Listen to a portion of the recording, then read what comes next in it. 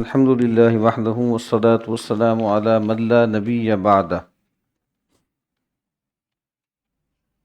آج جو ہمارا نئی ترتیب سے ہم نے جو شروع کیا تھا، تو آج اس کی تیسری نشست ہے جی۔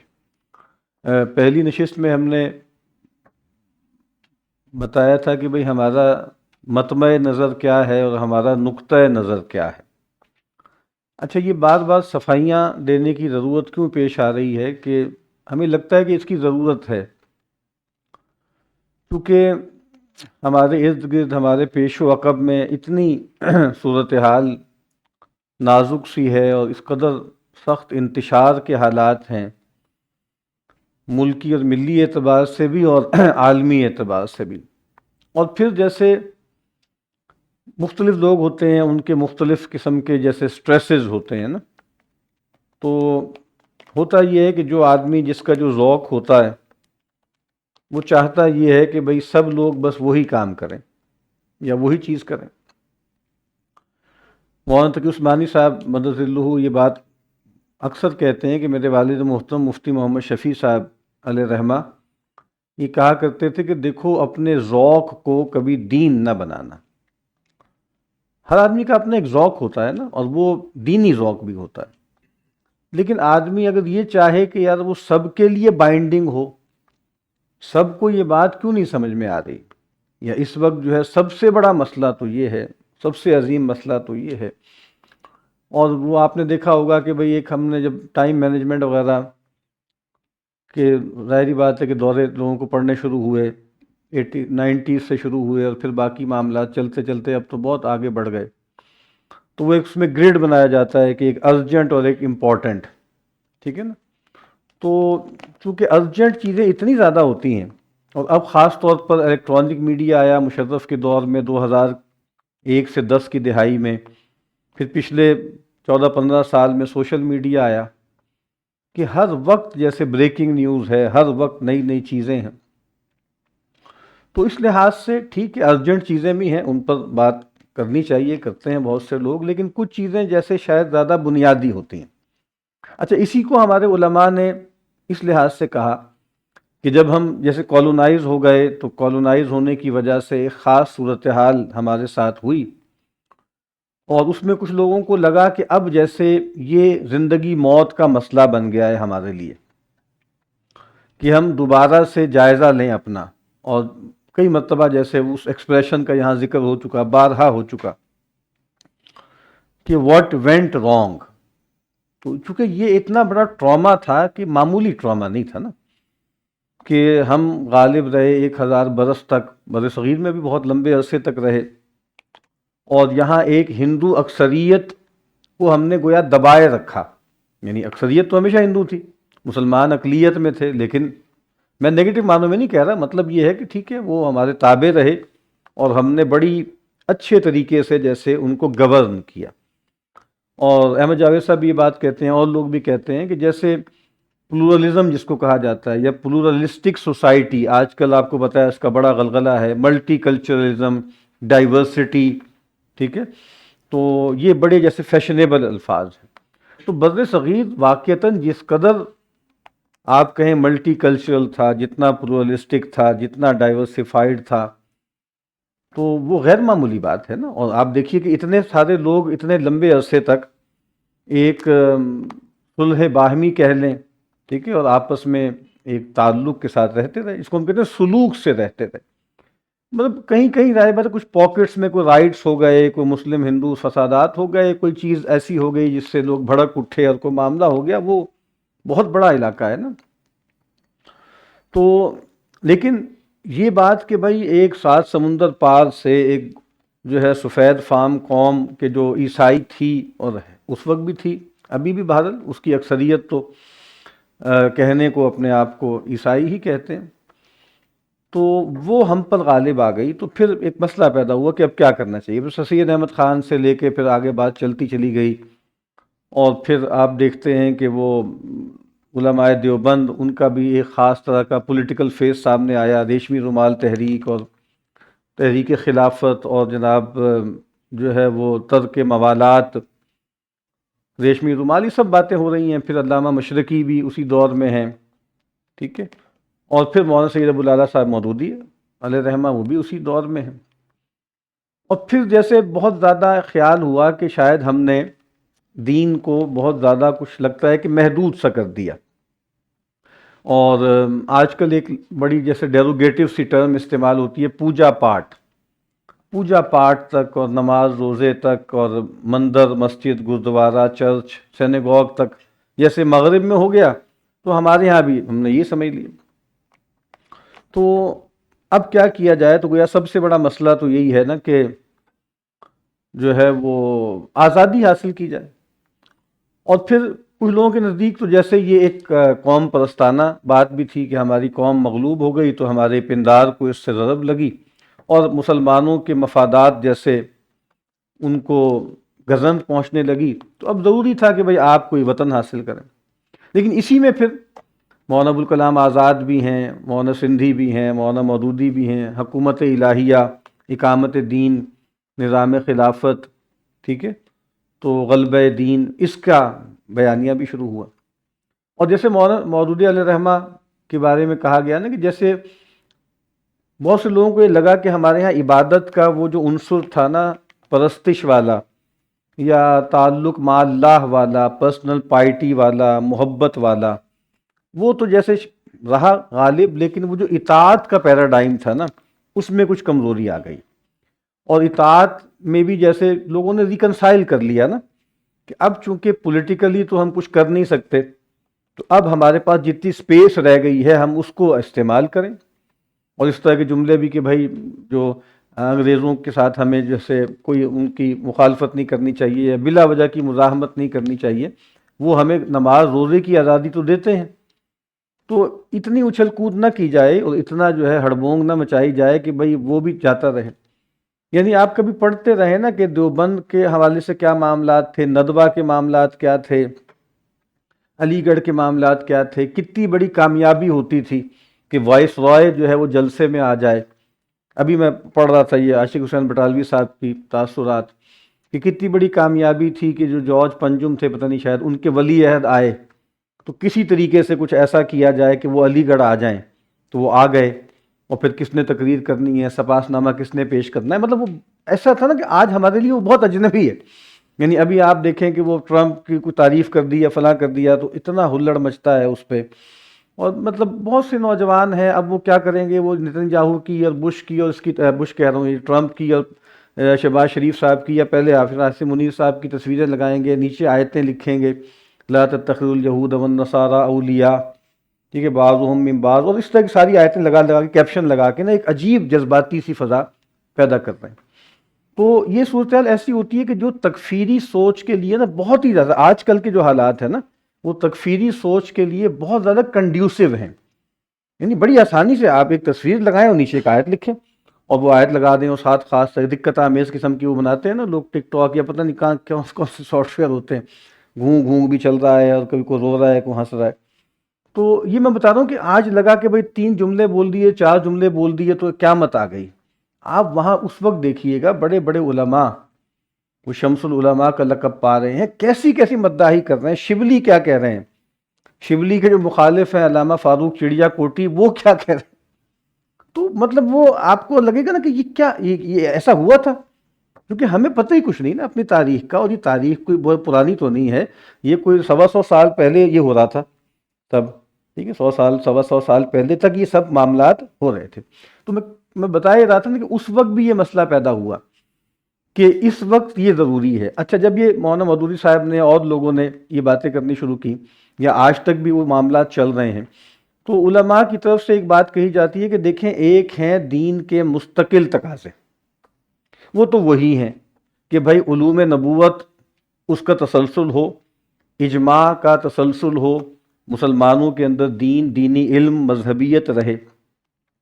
تو یہ جو باتیں ہو رہی ہیں یہ ہنگامی ضرورت ہے، تحریک خلافت تھی اس وقت یا جو کچھ بھی تھی، یا آج غزہ کے لیے جو کچھ بھی ہو رہا ہے یا اس سے پہلے ہو رہا ہے، تو اس کو گڈمڈ نہ کریں نا۔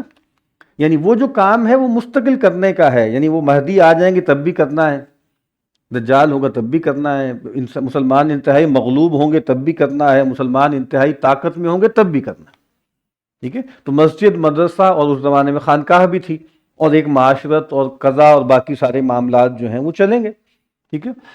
تو علامہ اقبال نے بھی اس کو موضوع بنایا کہ حکومت کا تو کیا رونا کہ وہ ایک عارضی شے تھی. ٹھیک ہے. نہیں دنیا کے آئینے مسلم سے کوئی چارہ، مگر وہ علم کے موتی، کتابیں اپنی آبا کی جو دیکھیں ان کو یورپ میں تو دل ہوتا ہے سی پارا. ٹھیک ہے نا. تو حکومت ایک ارینجمنٹ ہوتی ہے اور وہ ضرورت ہے. انسان جب بھی کہیں مل جل کے رہتے ہیں تو ان کو کوئی نہ کوئی نظم اجتماعی قائم کرنا. اسی وجہ سے جب بات کہی جاتی ہے، کچھ نوجوان آئے ہوئے تھے کہ یہ فرض نہیں ہے کیا نصب خلافت اور نصب امامت؟ میں نے کہا فرض کا کیا مطلب ہے؟ مطلب یہ ہے کہ مسلمان جہاں بھی ایک کلیکٹیوٹی میں رہیں تو وہ انارکی میں نہ رہیں بھائی، شتر بے مہار نہ رہیں، ان کا کوئی امام ہو، ان کا کوئی سلطان ہو، ان کا کوئی امیر ہو. یہ مطلب ہے اس کا. اب مسئلہ یہ ہے کہ چونکہ ذہن میں ایک بہت بڑا آئیڈیل سا بنایا ہوا ہے جو کہ زیادہ تر یوٹوپین ہے، تو وہ تو نہیں ہے. اور مطلب یہ بات لوگوں کے لیے باور کرنا ناممکن ہو چکا ہے. کئی مرتبہ میں نے عرض کیا ہے کہ سم و طاعت والی احادیث میں جس سلطان کا ذکر ہے وہ یہ لوگ بھی ہو سکتے ہیں. یعنی وہ لوگ، اچھا یعنی آر یو جوکنگ؟ یعنی محمد بن سلمان آپ کے ذہن میں ہے، آپ کے ذہن میں جو قطر کے وہ فلاں صاحب ہیں یا فلاں خلیفہ ہیں یا شہباز شریف آپ سمجھ رہے ہیں یا فلاں صاحب سمجھ رہے ہیں؟ تو وہ کہتے ہیں کہ یہ تو جوک ہے. مطلب یہ ہے کہ وہ اور لوگ ہیں. اور مطلب وہ کیا سمجھ رہے ہیں؟ وہ سمجھ رہے ہیں کہ وہ جو کہا نا کہ وَأُولُو الْأَمْرِ مِنْكُمْ، جب منکم کی بات کی جائے گی تو کہیں گے نا کہ ٹھیک ہے جارج پنجم یا ملکہ وکٹوریا تو اس میں نہیں ہے، لیکن ان کے ساتھ بھی تو گزارا کیا کہ نہیں کیا، ان کی بھی اطاعت کی نا. تو لیکن کہتے ہیں یہ منکم نہیں ہے نا. اب دیکھیں عجیب سی بات ہے، وہ کہتے ہیں کہ یہ منکم میں سے نہیں. آپ کا یعنی اس کا مطلب کیا ہے کہ یہ مسلمان بھی نہیں ہے اصل میں. آپ سمجھ رہے ہیں نا جب آپ کہتے ہیں کہ اولو الامر منکم، یہ مسلمان ہے نا، مسلمانوں کے حاکم ہیں. تو وہ بہت سے نوجوان ہیں ان کے لیے یہ بات مطلب ناقابل فہم ہے کہ اچھا یہ اولو الامر ہے ہمارے، ان کے بارے میں کہا گیا ہے کہ جو ہے سم و طاعت کرنی ہے. ٹھیک ہے. تو یہ ان کے لیے کنسیویبل نہیں ہے. بہرحال بات ادھر ادھر نکل گئی. میں بس یہ عرض کر رہا تھا کہ یہ جو صورتحال ہے اس میں نے عرض کیا نا کچھ چیزیں ایسی ہیں کہ جو کہی جانی چاہیے، جن پر بات ہوتی رہنی چاہیے، چاہے آپ کو لگے کہ فی الوقت گویا اس کا کوئی حاصل وصول نہیں ہے، لیکن جو کچھ ہمارے ہاں اس وقت بھی ہو رہا ہے اس کا بہت گہرا تعلق ہے اس سے. تو جیسے وہ ڈاکٹر اسد زمان صاحب ہیں، ان کا میں ذکر کروں گا. کارل پولیانی کی کتاب کا انہوں نے تلخیص کی ہے، دا گریٹ ٹرانسفارمیشن جو کتاب ہے، کہ جیسے کٹنس ہیں نا کچھ، تو ان کے ساتھ یہ ہوا کہ اگر وہ بچپن سے خاص طرح کا پیٹرن دھاریاں دیکھتے رہیں نا، اگر مثال کے طور پہ ورٹیکل دھاریاں وہ دیکھتے رہیں، تو کچھ عرصے بعد جو دوسری دھاریاں ہیں وہ ان کے لیے بالکل بلینک ہو جائیں گی، ان کو نظر ہی نہیں آئیں گی. تو ہمارے ساتھ بھی مسئلہ یہ ہو رہا ہے نا کہ جیسے کیپٹلزم ہے یا لبرلزم ہے یا ڈیموکریسی ہے یا ماڈرن ڈے ٹیکنالوجی ہے، تو ہم اس کے ساتھ اس حد تک جیسے آپ کہیں نا کہ ایکلمیٹائز ہو چکے ہیں کہ کیا اس سے پہلے بھی کوئی دنیا تھی، یا اس سے پہلے بھی کوئی عالم تھا؟ ریپبلکنزم یا جس کو آپ کہتے ہیں جمہوریت یا اسمبلیاں یا جو ہے وہ موبائل فون، اس سے لے کے تصورات ہیومن رائٹس، ٹھیک ہے، اور فریڈم اور پروگریس، کیا کوئی وقت ایسا تھا کہ جب ان میں سے کوئی لفظ نہیں تھا؟ اور جب لفظ نہیں تھا تو مفہوم بھی نہیں تھا. اور یہ زیادہ پرانی بات نہیں ہے. ٹھیک ہے. تو ایک بہت اچھی کتاب ہے، اس پر کبھی ہم ریویو بھی کریں گے، دا ورلڈ وی لاسٹ. ٹھیک ہے. ایک تھنکر نے کتاب لکھی ہے، یہ بتایا کہ میڈیول دور میں، وہ وہاں کا ہے، ویسٹ یورپین تھنکر ہے، کہ بھائی وہ دنیا کیا تھی جو ہم نے کھو دی. کہا سے 300 سال پہلے چلے جاؤ، اس کے ایک ولیج کے ایک دن کے معمولات دیکھ لو، اور آج مثال کے طور پہ 2010 میں 12 میں 1990 میں کھڑے ہو کے دیکھو کہ وہ زندگی اور اس زندگی میں کتنا فرق ہے. اب زیادہ تر لوگ تو اس کو سیلیبریٹ ہی کریں گے نا، لیکن کچھ لوگ جو بہت گہری نگاہ رکھتے ہیں وہ گویا نوسٹیلجک فیل کریں گے کہ یار یہ بہت اچھے زمانے تھے. ایک تو وہ یہ نا کہ یہ بڑے اچھے زمانے سے یہ ہے ہوندا سی، تو آپ اس کو اس بات کہہ کہ ہاں یہ ہمیشہ ایسے ہی ہوتا ہے، پرانی باتیں، لوگوں کو، آدمی کو ایک رومانٹسزم ہوتا ہے. نہیں، اتنا رومانٹسزم بھی نہیں ہے. یعنی بہت سے لوگ 200-250 سال پہلے کی جب قصے سنائیں گے، اور وہاں کے لوگ وہ کوئی ہماری طرح کوئی تھرڈ ورلڈی تو نہیں ہے، نہ وہ کوئی ملا ہیں، ٹھیک ہے، نہ وہ کوئی اللہ ہی کو ماننے والے ہیں، لیکن وہ کہہ رہے ہیں کہ یہ ہم کوئی اچھے، یعنی ہم کوئی بیٹر آف نہیں ہے. یعنی یہ سب کرنے کے بعد ہم کوئی بہت راضی نہیں ہے. تو ہم یہ اسی لیے کہتے ہیں کہ، اور اسی وجہ سے ہم چاہتے ہیں کہ ایک تو تھیوریٹیکلی ہم بار بار دکھانے کی کوشش کریں کہ یہ جو آج کا جو عنوان کیا تھا کہ تحول عظیم، دا گریٹ ٹرانسفارمیشن، تحول عظیم. اور چونکہ یہ اصل میں مغرب میں آیا ہے تو در غرب، مغرب کے اندر، ٹھیک ہے. اس کو جو ہے ایک مائیکل ہاجسن، ایک بہت اچھا اورینٹلسٹ کہہ رہے ہیں، بہت چھوٹی عمر میں چلا گیا، 46 سال کی عمر میں، اور کتنا کام کیا اس نے. دا وینچر آف اسلام ایک بہت اہم کتاب ہے، 3 جلدوں، بہت زبردست کتاب ہے. اور یہ حیرت ہوئی جب میں نے اس کی سوانح پڑھی. کل 46 سال کی عمر میں وہ آدمی دنیا سے رخصت ہو گیا. تو اس نے کئی جو ہے وہ اصطلاحات بھی استعمال جو ہے وہ انٹروڈیوس کروائیں. تو بہرحال اس نے لفظ استعمال کیا ہے the great transmutation, the great transmutation, the great transformation. یہ کارل پولیانی کی کتاب ہے. میرا خیال ہے کہ یہ جو خاتون ہیں، کیا نام ہے ان کا، جو اورینٹلسٹ ہیں، پیرینیلسٹ بھی ہیں، جو بہت مشہور ہے نا، میتھ پہ بھی کتاب ہے اور فنڈامنٹلزم پہ بھی کتاب ہے، Pakistan, can Armstrong. Can Armstrong کی کتاب کا نام بھی ہے. وہ کتاب تو 10-15 سال پہلے چھپی ہے. تو لیکن جو اصل کتاب جو کلاسیک کی ایک لحاظ سے ہم کہتے ہیں کہ نیو کلاسیکل ایک کتاب ہے، وہ 1944 میں لکھی گئی، کارل پولیانی نے لکھی. اور یہ بتایا ہے کہ جو ماڈرن ایج ہے اس کی سوشل اور پولیٹیکل بیک گراؤنڈ کیا ہے. یعنی وہ جو تحول ہوا ہے 1944 میں ایک آدمی لکھ رہا ہے، ٹھیک ہے. تو وہ بتا رہا ہے کہ یہ تحول عظیم مغرب میں کیسے ہوا ہے. اور پھر ہم بتا رہے ہیں کہ پچھلی مرتبہ ریڈ بخاری کا ہم نے اقتباس پڑھا تھا کہ وہ تحول عظیم جب ہمارے ہاں اس کا ٹرکل ڈاؤن ایفیکٹ ہوا تو کیا کچھ ہوا. وہ ہم نے دیکھا تھا نا، کہہ رہے ہیں کہ کس طرح کا وہ خود ہنس بھی رہے ہیں اس پہ. یعنی وہ ساتھ حرکتیں بھی کر رہے ہیں، بیچ بیچ میں ہنس بھی رہے ہیں. لیکن دیکھیں اس وقت تک وہ ہنس رہے ہیں. یعنی آج سے سمجھ لیں 70 سال 80 سال پہلے تک لوگ باتیں بھی کر رہے ہیں، ساتھ ساتھ ہنس بھی رہے ہیں، کچھ شرمندہ بھی ہیں، کچھ خجل بھی ہیں. اب تو کچھ بھی نہیں ہے نا. اب تو وہ ماحول ہے جس میں ہم رہتے ہیں. آپ نے دیکھا نہیں کہ کس طرح انہوں نے بتایا کہ بھئی وہ ہم نے اس طرح میز کرسی لے آ گئے اور پھر گھنٹہ بھی لے آئے، اور جناب وہ پوری جو ہے وہ کراکری بھی آ گئی. کچھ بھی نہیں تھا، وہ ہم نے انگریزوں کے اتباع میں ہم نے یہ سب کچھ کیا. تو لیکن میں بتا رہا ہوں نا کہ یہ بہت زیادہ پرانی باتیں نہیں ہیں کہ ہمارے ہاں یہ ساری تبدیلیاں آئی ہیں. اسی لیے مجھے تو چونکہ جو ادب میں جو ژانرا سب سے پسند ہے نا، وہ سوانح کا ہے اور خاکوں کا ہے. تو آپ 100 سال پرانے آدمی کے خاکہ پڑھیں نا، بلکہ 60-70 سال پرانے آدمی کا خاکہ پڑھیں، تو آپ کو لگے گا کہ یہ کچھ اور ہی انسان ہے. اتنا فرق پیدا ہو گیا. اور ہم میری عمر 50 برس ہوئی ہے، تو ہم اگر اپنی زندگی میں دیکھ لیں کس قدر فرق پیدا ہو گیا. نہیں، یہ قصہ کہانی نہیں ہے. یہ نہیں ہے کہ آپ کہیں کہ نہیں یہ تو ایسا ہی ہوتا ہے. نہیں، ایسا نہیں ہوتا. یعنی ایک لائف سپین میں ہم نے جو تبدیلی دیکھ لی ہے، اور جو ہمارے بچے ہیں اور بچوں کے بچے اب جو تبدیلیاں دیکھ رہے ہیں، وہ غیر معمولی تبدیلیاں ہیں. مطلب میں نہیں سمجھتا کہ کبھی دنیا میں اتنی تیزی سے اتنی بڑی بڑی تبدیلیاں آئی ہیں. اچھا، پچھلی مرتبہ میں نے عرض کیا تھا کہ بھائی وہ سوال کر لیا کریں، تو بیچ میں کمنٹ بھی کر لیا کریں تاکہ وہ ذیشان صاحب کی کتاب ہے The Great Transformation. ہاں کال پلنی.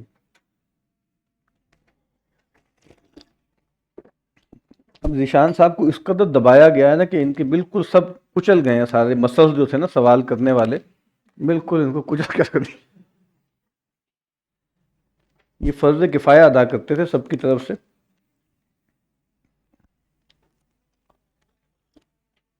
اچھا جی، یہ اس میں سلیم احمد صاحب کا ایک اقتباس ہے، شاید پہلے بھی ہم نے پڑھا ہے لیکن دوبارہ پڑھنے میں کوئی حرج نہیں، کیونکہ اب اتنے عرصے سے وہ چل رہا تھا ہمارا. یہ ان کے ایک گفتگو، ایک پیپر سا ہے جیسے، یعنی ذہنی غلامی سے نجات کا مسئلہ، سلیم احمد صاحب کا. تو اور یہ مقالہ جو ہے تنظیم اساتذہ پاکستان کے سالانہ تعلیمی کانفرنس منعقدہ کراچی میں پڑھا گیا ہوگا، لیٹ 70s میں یا ارلی 80s میں، کیونکہ یہ 83 میں تو انتقال ہو گیا تھا ان کا، سلیم احمد صاحب کا. ٹھیک، 1927 میں پیدا ہوئے اور یہاں پہ 83 میں چلے گئے. تو ذہنی غلامی سے نجات کا مسئلہ، وہ جو ہمارا پرانا مسئلہ ہے نا، انفیریورٹی کمپلیکس کہہ لیں، اس کو گورا کمپلیکس کہہ لیں، اس کو مینٹل کیپٹیوٹی کہہ لیں. آپ دیکھیں نا ایک آدمی کتنا بڑا آدمی ہے کہ آج سے 45 سال پہلے اس کو موضوع بنا رہا ہے. ٹھیک ہے، آئیے سب سے پہلے یہ دیکھنے کی کوشش کریں کہ یہ مسئلہ کیوں پیدا ہوا اور کب پیدا ہوا. آپ کو معلوم ہے انگریز جب بر صغیر میں آئے تو اپنے ساتھ دھواں گاڑی اور بھاپ جہاز بھی لائے۔ بر صغیر کے لوگوں کے لیے یہ اتنی نئی چیزیں تھیں کہ غالب نے جو کلکتے میں ان کی جھلک دیکھی تو دیوانے ہو گئے۔ ہم نے اس میں پڑھا بھی تھا، غالب نے پھر جا کر ایک فارسی میں ایک پوری شعری جیسے نظم سے لکھی، اور اس کے بہت زبردست اشعار ہیں، اور موضوع بنایا کہ بھئی یہ بھاپ اور یہ بجلی اور یہ لیمپ، اور مطلب کہا کہ یہ اصل چیزیں تو یہی ہیں۔ اچھا، سر سید جو بعد میں انگریزوں کی حمایت کی علامت بنے، اس وقت آئین اکبری لکھ رہے تھے، لکھ نہیں رہے تھے، مطلب دوبارہ سے اس کو ایڈٹ کر کے جیسے جو ہے وہ چھاپ رہے تھے۔ انہوں نے غالب سے اس کی تقریض لکھنے کی فرمائش کی تو غالب نے کیا ہے یک بیک پکی روشنائی سے لکھ کر دیا کہ میاں آئین اکبری کو کیا روتے ہو، اہل انگلستان کا آئین دیکھو اور ان چیزوں پہ نظر ڈالو جو وہ اپنے ساتھ لائے ہیں۔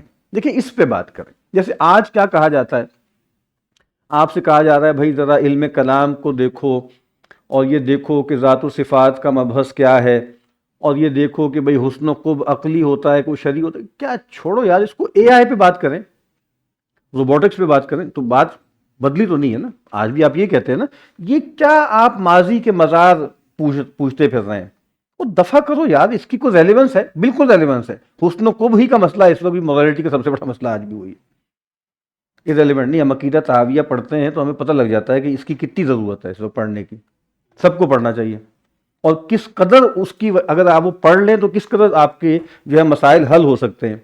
لیکن اب دیکھیں وہ یہی کہیں گے کہ یہ کیا باتیں ہو رہی ہیں اس وقت، اس کا کوئی سینس ہے؟ تو کہا بھائی تم کہاں آئین اکبری وکبری کی بات کر رہے ہو، یہ جو انگلستان کا جو آئین ہے اس کو دیکھو۔ اس معاملے میں غالب تنہا نہیں تھے، جہاں تک انگریزوں کی دھواں گاڑی کا تعلق ہے اس سے کون انکار کر سکتا تھا، لیکن جب انگریزوں کی دھواں گاڑی کے ساتھ ان کے کوٹ پتلون اور چھری کانٹے بھی چلنے لگے تو اب دیکھیے ایک تو یہ ہے کہ وہ ٹیکنالوجی آ گئی، پھر اس کے بعد پہلے آپ سمجھ لیں کہ ٹیکنالوجیکل آرٹیفیکٹس آئے یا ٹولز آئے، اس کے بعد پھر کلچرل چیزیں آنی شروع ہو گئیں، کلچرل، ٹھیک ہے۔ تو اب مسئلہ پیدا ہو گیا کہ ابھی ہم نے دیکھا نہیں تھا زید بخاری، لباس بدل لیا ہم نے، کوٹ پتلون سلوا لیا، تصویریں کھنچوائیں اس میں، ٹھیک ہے، ہیٹ بنوا لیا وغیرہ وغیرہ، پھر ہیٹ کو ٹانگنے کے لیے باقاعدہ اس کے سٹینڈ بھی بنوا لیا۔ یہ تبدیلی آ رہی ہے نا، تو آج تو نیچرل ہے۔ اچھا، تو اکبر آبادی جیسے بزرگ جنہیں بیگم کا عطر حنا مسک کے لیونڈر سے زیادہ عزیز تھا، برا مان گئے۔ ان کا اعتراض انگریزوں کی برتری پر نہیں تھا، اگر ہوتا بھی تو حالات اس کی تردید کر رہے تھے۔ انگریز اپنی فوجی اور سیاسی برتری ثابت کر چکے تھے، علمی برتری کا ثبوت ان کی دھواں گاڑی کی صورت میں موجود تھا۔ لیکن اکبر کا کہنا یہ تھا کہ فوجی اور سیاسی برتری کا مطلب یہ نہیں ہے کہ انگریز تہذیبی طور پر بھی برتر ہیں۔ پچھلی مرتبہ ہم نے جہاں بات ختم کی تھی وہ قاضی طیب صاحب کا اقتباس تھا، یہی ہوا ہے نا کہ جب آپ نے دیکھا کہ بھئی یہ ٹیکنالوجی میں برتر ہیں، عسکری قوت میں برتر ہیں، تو اس کا مطلب یہ ہے کہ تہذیب میں بھی برتر ہیں، تمدن میں بھی برتر ہیں۔ تو ہر چیز میں اگر ہم اس چیز میں ان کو فالو کر رہے ہیں تو یہ نہیں ہو سکتا کہ آپ، جس طرح میں نے پہلے بھی عرض کیا تھا کہ وہاں پر ماڈرنائزیشن جو سلطنت عثمانیہ میں ہوئی تھی وہ فوج سے ہی شروع ہوئی تھی، لباس بدلا پہلے، ٹھیک ہے، وہ پریڈ ہوگی، اس طرح ہوگی، فلاں، یعنی آپ دیکھیں نا ایک ایک چیز، ایک ایک ریچول جو ہے، تو مطلب مثال کے طور پہ مطلب آج سے 300 سال پہلے کیا پریڈ ہوتی تھی، کیا اس طرح کے معاملات ہوتے تھے، کیا اس طرح کی چیزیں ہوتی تھی، جھنڈوں کو سلامی دی جاتی تھی، ڈرل ہوتی تھی، ہوتا ہوگا کچھ نہ کچھ، لیکن یہ جو آج سب کچھ ہے نا یہ ہونا ہے، ٹھیک ہے۔ پاکستان کی آرمی نے بھی یہی کرنا ہے، سعودی عرب کی آرمی نے بھی یہی کرنا ہے، افغانستان کی آرمی بھی پراپر بنے گی، تو آپ نے دیکھا ہے نا کہ پھر ان کے بھی یونیفارم بن گئے، وہ بھی پریڈ کرنے لگ گئے، مطلب اب جیسے ضروری ہے، مطلب یہ پورے پیکج کا حصہ ہے نا۔ یعنی اگر آپ نے ایک باقاعدہ جدید فوج بننی ہے تو ایک ایک چیز کو فالو کرنا ہے نا، اب چاہے اس کا کوئی مطلب ہو چاہے مطلب نہ ہو، پورا آپ کو پیکج لینا ہے۔ اچھا جی، وہ چاہتے تھے کہ مسلمان اپنی تہذیب کے بارے میں کسی احساس مرعوبیت کا شکار نہ ہوں اور مسک کے سائے پر بیگم کی پشواز اور سائے کی سن سن پر پازیب کی جھنکار کو قربان نہ کریں۔ سائے سے مراد وہ خاص طرح کا لباس ہے، پیٹی کوٹ جیسے ہوتا تھا نا، جس میں جسم کافی حد تک برہنہ تھا، جو انگریزوں کے ذریعے یہاں پہ آیا، خیر مطلب آپ کو پتہ ہے بنگالی خواتین، اس میں تو تھا نا ساڑی واڑی تھی، لیکن وہ اور طرح سے آیا، یعنی وہ جیسے وہ تو ایک سادہ سا لباس ہے، اس میں باقی چیزوں کا بھی وہ لحاظ کرتے تھے، لیکن اب وہ چیز کہیں اور سے آئی ہے اور وہ نارمیٹو بن گئی ہے۔ بھئی پہلے سی کہ بنگالی خواتین پہلے بھی اس طرح کے لباس پہنتی تھی، لیکن وہ جو ساڑی ہوتی تھی وہ اس طرح سے نیم برہنہ نہیں ہوتی تھی نا، لیکن اب کیا ہوا کہ وہ سامان آنا شروع ہو گیا۔ اکبر آبادی کے مقابلے پر دوسرا گروہ سر سید اور ان کے ساتھیوں کا تھا، یہ عبارت ہے نا اس میں؟ اچھا، سر سید انگریزوں کی ہمہ جہت برتری کے اتنے قائل ہو گئے تھے کہ ہر معاملے میں انگریز کی تقلید ضروری سمجھتے تھے۔ وہ انگریزی تہذیب سے اتنے مرعوب تھے کہ ایک بار انہوں نے میز کرسی کی حمایت اور دسترخوان کی مخالفت میں لکھا ہے۔ مولانا حالی نے اس پر حاشیہ لگایا کہ میز کرسی انگریزوں کی چیزیں تھوڑی ہیں، یہ تو اندلس کے مسلمانوں کی ایجاد ہے۔ اب دیکھیں نا، یہ ایک دوسری لائن ہے، ایک تو یہ ہے کہ بھئی آپ لے رہے ہیں تو کچھ شرمندہ سے ہیں، دوسرے لوگ کہتے ہیں یار آپ کیوں شرمندہ ہوتے ہیں، یہ تو ضالۃ المومن ہے، اور لٹرل معنوں میں ضالۃ المومن ہے۔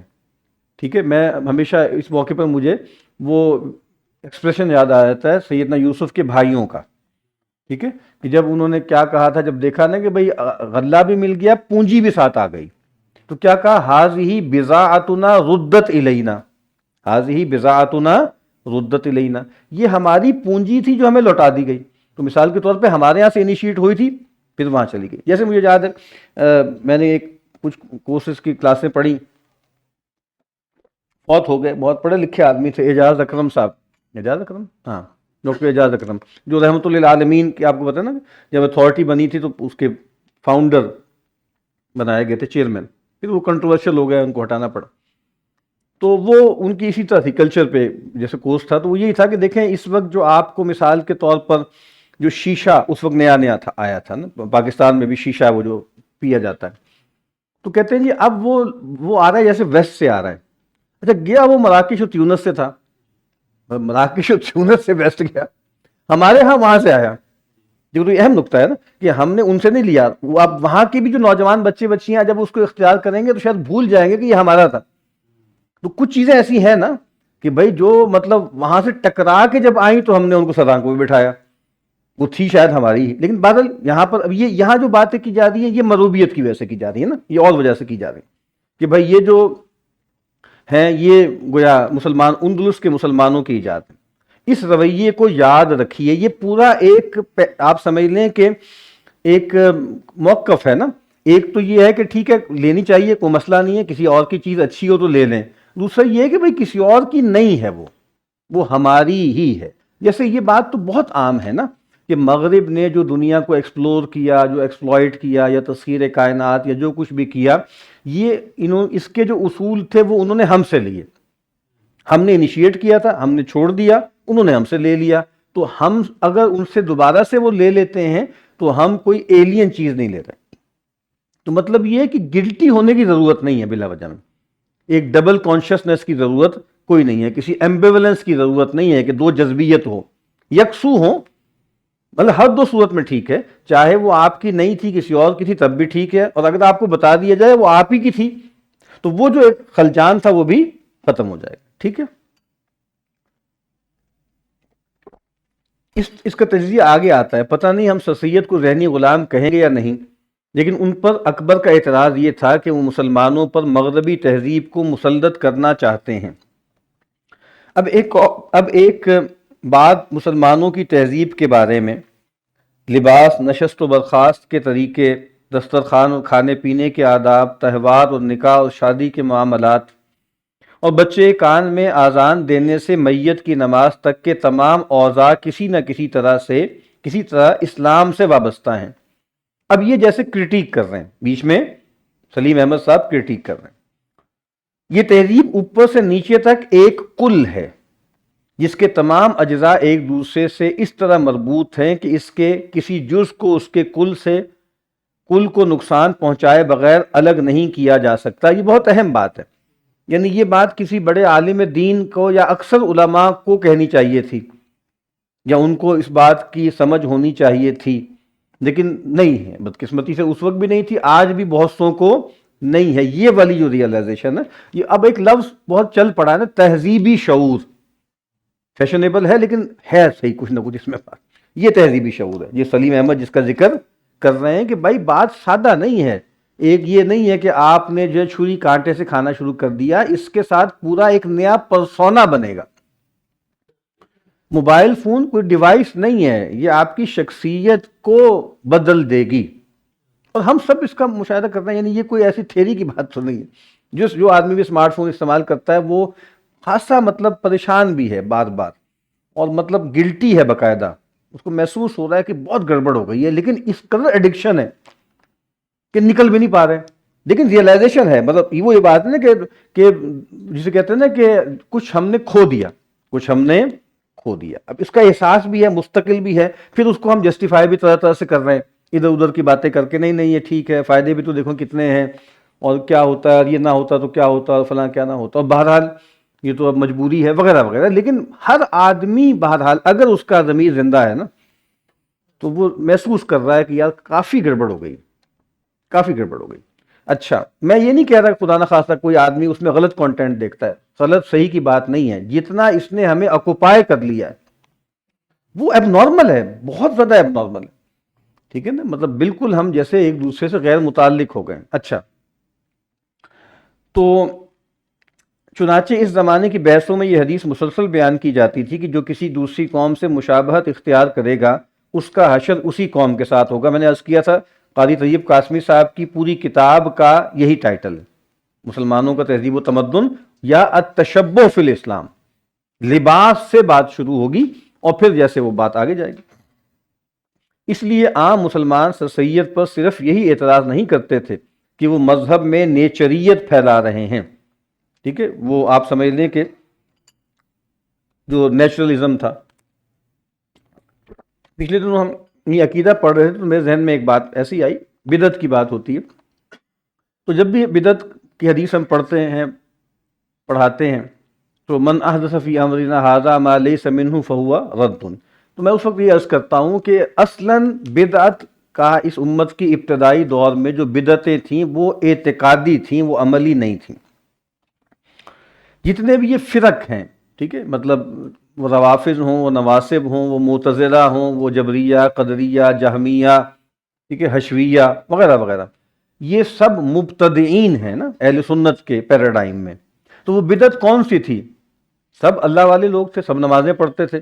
سوال ہی پیدا نہیں ہوتا کہ معتزلہ کے لوگ، جو بڑے لوگوں کو شراب پیتے ہوں یا کوئی شریعت کے معاملے میں کوئی کوتاہی ہو. وہ ابتداء جو تھا وہ عقیدے میں تھا. تو میری ذہن منتقل ہوا اس بات سے کہ سر سید احمد خان بالکل اپنے رائٹ معنی میں مبتدع تھے، اپنے اوریجنل معنی میں. دوسری طرف وہ کٹر سلفی تھے، وہابی تھے. کہتے تھے کہ میں وہابی ہوں اور نیم چڑھا ہوں، کریلا اور نیم چڑھا، خود لکھا ہے انہوں نے. یعنی ہر لحاظ سے جو عملی بدعتیں ہیں نا، تیجا اور کل، جس کو لوگ سمجھتے ہیں تیجا کل اور فلاں ڈھما، بالکل کٹر تھے نا. ان کی تو پہلی کتاب ہی، پہلا رسالہ ان کا یہ تھا، سنت و بدعت ایسے کر کے تھا نا. اس کے ہم نے کچھ اقتباس پڑھے بھی تھے. یعنی شاہ اسماعیل صاحب اور سید احمد شہید کی روایت کے آدمی تھے نا وہ، جنہوں نے تقویت الاسلام لکھی اور سیاست مستقیم، کٹر وہابی. آپ سمجھ رہے ہیں بات؟ لیکن کتنی بڑی بڑی عقیدے میں انہوں نے غلطیاں کی، اسی درجے کی جیسے مطلب معتزلہ سے آگے بڑھ کے کی نا. یعنی معجزات کا انکار کر دیا، جنت جہنم کا اس طرح کوئی چیزوں کا انکار کر دیا، جنات کا انکار کر دیا، فرشتوں کا انکار کر دیا، پتہ نہیں کیا کچھ کر دیا. یہ ہے عقیدے کی بدعت ہے. آپ دیکھ رہے ہیں نا کہ یہ کنٹراسٹ کیا ہے، کہ وہ جو ہر لحاظ سے وہ بدعت سے کوسوں دور تھے. کون سی بدعت؟ جس کو اب آج کل ہم بدعت سمجھتے، اور بدترین بدعتی تھے. یعنی ان پر ایک ہی لیبل لگے گا نا کہ وہ مبتدع تھے، بلکہ امام المبتدئین تھے. ان کی بدعت آج تک جاری ہے. جو انہوں نے نیچرلزم پھیلایا ہے، حضرت تھانوی کہتے ہیں نا، وہی جو نیچریت کی نحوست ہے وہ آج تک چل رہی ہے. وہ اس وقت کہہ رہے تھے 1930s میں، ہم 2025 میں کھڑے ہو کر کہتے ہیں کہ سب نیچریت کی نحوست ہے. اور اب اتنی پھیل گئی ہے کہ اچھے اچھے علماء بھی اس میں بہہ گئے کہ وہ جو نیچرلزم کا اور پازیٹیوزم کا اور سائنٹزم کا اور امپیریسزم کا جو ورلڈ ویو تھا، وہی لفظ بدل بدل کے آ رہا ہے نا. مسئلہ تو ایک ہی ہے کہ اللہ میاں معاذ اللہ غائب ہو گئے ہیں. ہر چیز جو ہے وہ سائنٹیفک پیراڈائم میں. اور آپ دیکھیں نا انسان کو کیا بنا دیا، ایک سائیکو سوشل یا سائیکو کیمیکل وجود بنا کے رکھ دیا، انسان کو ریڈیوس کر دیا. یہ وہی نیچریت ہی ہے، اسی کا ایک حصہ ہے. بہرحال یہ ایک ضمنی بات. بلکہ ان کا اعتراض یہ بھی تھا کہ وہ انگریزوں کی تہذیب کی تقلید کے ذریعے مسلمانوں کو کرسطان بنا رہے ہیں. ٹھیک ہے، ان کو بارے میں لوگوں نے کہا نا کہ سر سید تو چھپا پادری ہے، اصل میں یہ عیسائی ہے، چھپا پادری ہے، اور یہ بس تقیہ کر رہا ہے، اور اصل میں ان کے مشن پر ہے، اور مسلمانوں کو جیسے کرسطان بنا کے چھوڑے گا. یہ تو ایسی بات ہے. خیر، سر سید ان اعتراضات کا برا مانتے اور انہیں کل اوزیوں کی اعتراضات کہتے تھے. کل اوزی ہے، مولویوں کیا کہتے تھے؟ کل اوزی ہیں یہ. اکبر کچھ ہوں، بہرحال جج تھے، اور سر سید بھی انہیں کل اوزیہ نہیں کہہ سکتے. مولوی ملاٹے تو نہیں تھے نا، وہ تو صاحب بہادر تھے. ان کا بیٹا بھی جو ہے وہ جج تھا، بعد میں جج بنا. اس لیے ہمیں اکبر کے ساتھ ساتھ چلنا چاہیے. اب وہ کہہ رہے ہیں نا کہ اکبر تو آپ دیکھیں نا کہ وہ تو مطلب سرکاری ملازم تھے، اور اس زمانے کے اعتبار سے ظاہری بات ہے کوئی پڑھے لکھے آدمی تھے. ٹھیک ہے، اور کوئی مولوی نہیں تھے نا، سکہ بند مولوی نہیں تھے ایسے جو کسی مدرسے میں پڑھتا پڑھاتا ہو، یا کسی مدرسے کے پورا اس نے اس زمانے کا نصاب پورا کیا ہو. بنیادی تو تعلیم ہوتی تھی، انگریزی کہہ رہا ہوں، عربی فارسی تو سبھی کو آتی تھی. اکبر کا کہنا تھا کہ انگریزوں سے آگ پانی کا انجن بنانا ضرور سیکھو، لیکن اپنے دین اور اپنے بزرگوں کی تہذیب کو نہ چھوڑو. یہ بات پوری بات نہیں ہے سلیم احمد صاحب کی، اور جگہ پر شمس الرحمان فاروقی صاحب نے بھی اس کو موضوع بنایا، اور لوگوں نے یہ موضوع بنایا ہے کہ یہ جو انجن ہے، اور یہ جو بھاپ ہے، اور یہ جو لیمپ ہے، اور یہ ٹونٹی جو کا جو ہے ٹونٹی ہے، اس کے بھی بڑے گہرے اثرات ہیں. بلکہ اس اصل جو کنٹریبیوشن ہے اکبر کی وہ تو ہے ہی ہے کہ تہذیبی اوضاع کے کیا نتائج نکلے. میں نے پہلے بھی کئی مرتبہ یہ بات عرض کی ہے، علامہ اقبال نے اس کی میٹا فزکس، اس کی ایپسٹیم پر بات کی، اکبر نے اس کے کی مینیفیسٹیشن پہ بات کی کہ اس کے کتنے گہرے اثرات ہیں، کالج کے کتنے گہرے اثرات ہیں، لیمپ کے کیا اثرات ہیں، انجن کے کیا، انجن پہ ان کے کوئی 150-200 شعر ہوں گے شاید، کہ ٹرین ہے اور انجن ہے، اس کے اثرات کیا پڑے بر صغیر کے لوگوں پر. یہ کوئی چھوٹی بات نہیں ہے. مطلب ہم کہتے ہیں سوشل تھیورسٹ ہمارے یہاں کوئی نہیں پیدا ہوا، اس سے بڑا کوئی سوشل تھیورسٹ ہو سکتا ہے جس نے بتایا کہ کیا تھا کہ پتہ نہیں لیمپ کی روشنی سے پتہ نہیں اللہ بچائے، اور روشنی آتی ہے اور نور چلا جاتا ہے. کیا اچھی بات ہے. تو اس لائٹ کا بھی اثر ہے. ہمارے دوست ہیں سلمان عارف صدیقی صاحب، وہ یہ کہتے ہیں نا کہ یہ جو مصنوعی زندگی ہے، یعنی مطلب آپ یہ لائٹیں کیوں جل رہی ہیں رات کے وقت اسٹریٹس کی، اس کی رات کو رات ہونا چاہیے، تبھی لوگ سوئیں گے نا. آپ دکھاتے ہیں نا فلانا وہ کون سا وہ ہے اسکوائر ہے نیو یارک میں، فلاں آپ کہیں چلے جائیں، اب چائنا میں ایسی جگہ آپ کو لگے گا دن بھی ایسا کوئی روشن ہوگا. ابھی پچھلے سال ہم اس میں ادھر تھے کہاں استنبول میں، تو ادھر آپ گلاٹا ٹاور جائیں رات کے وقت تو وہاں آتش بازی بھی ہو رہی ہے، آپ کو لگے گا نہیں کہ رات ہے، دن ہے. تو یہ مصنوعی زندگی ہے نا، کہ اب اسی وجہ سے آپ کو دیکھیں لوگوں کا جو نیچرل کلاک ہے وہ خراب ہو گیا. لائٹ مطلب دیا ہو، ایک آدھ دیا کہیں جل رہا ہو، کہیں کوئی کٹیا میں لیمپ ہو، تو اس سے فرق پڑتا ہے، بہت فرق پڑتا ہے. لیکن بہرحال اب یہ باتیں تو لوگوں کے لیے بالکل ایک گریک کی طرح ہیں یا فرینچ کی طرح ہیں. بہرحال تو چنانچہ اکبر کے نزدیک ذہنی غلامی کے معنی یہ نہیں تھے کہ انگریزوں سے کچھ حاصل ہی نہ کیا جائے. ان کا کلام غور سے پڑھیے تو وہ انگریزوں سے ہر مفید چیز حاصل کرنے کے حق میں ہیں، لیکن انگریزوں کی اندھی تقلید کے خلاف ہیں کہ ان کے چکر میں اپنی تہذیب ہی کو چھوڑ دیا جائے، جس کی برتری کے اکبر بہرحال قائل تھے.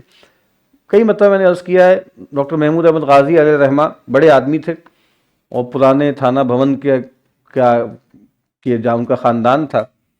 تو وہ کہتے ہیں کہ مجھے بھی بہت دیر میں یہ بات سمجھ میں آئی کہ جو ڈکٹم ہے نا کہ خذ ما صفا دع ما قدر، بہت ہی جیسے ٹھیک لگتا ہے، اور بالکل لگتا ہے کہ حق پرستی کا تقاضا یہی ہے کہ بھائی آپ کوئی بھی قوم ہے، کوئی بھی تہذیب ہے، کوئی بھی ہمارا ادر ہے، اس کے ساتھ بلا وجہ کی ایلینیشن کیوں ہم برتیں؟ سب اللہ کے بندے ہیں، اور ہر آدمی میں خیر ہوتا ہے، ہر کلیکٹیوٹی میں خیر ہوتا ہے. تو بھائی جو اچھا ہے وہ لے لو، جو ستھرا ہے وہ لے لو، جو کدورت والا ہے، میلا ہے، ٹھیک ہے، پولیوٹڈ پرورٹڈ ہے، اس کو چھوڑ دو. یہ کتنی نیچرل بات ہے.